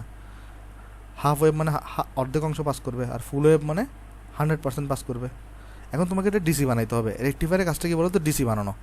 তাহলে এমন হতে পারে সে হচ্ছে যে ভাই পজিটিভগুলোকে পজিটিভ দিকে রাখবে, আর ডিসি বানানোর জন্য নেগেটিভগুলোকে পজিটিভ দিকে তুলে দিবে। আবার এমন হতে পারে ডিসি বানানোর জন্য নেগেটিভগুলোকে সে নেগেটিভ সাইডে রাখবে, কিন্তু পজিটিভগুলোকে সে নিচে নামায় নেগেটিভ দিকে নিয়ে আসবে। তাহলে দুটোটাই কিন্তু তুমি দুই ক্ষেত্রে তুমি কিন্তু ডিসি পাচ্ছ। এখন তোমার মনে প্রশ্ন আসতে পারে, ভাই আমরা কখন তাহলে এটা পাবো আর কখন তাহলে এটা পাবো? আমরা সব হচ্ছে তোমাকে নেক্সট দিন ব্যাখ্যা করব।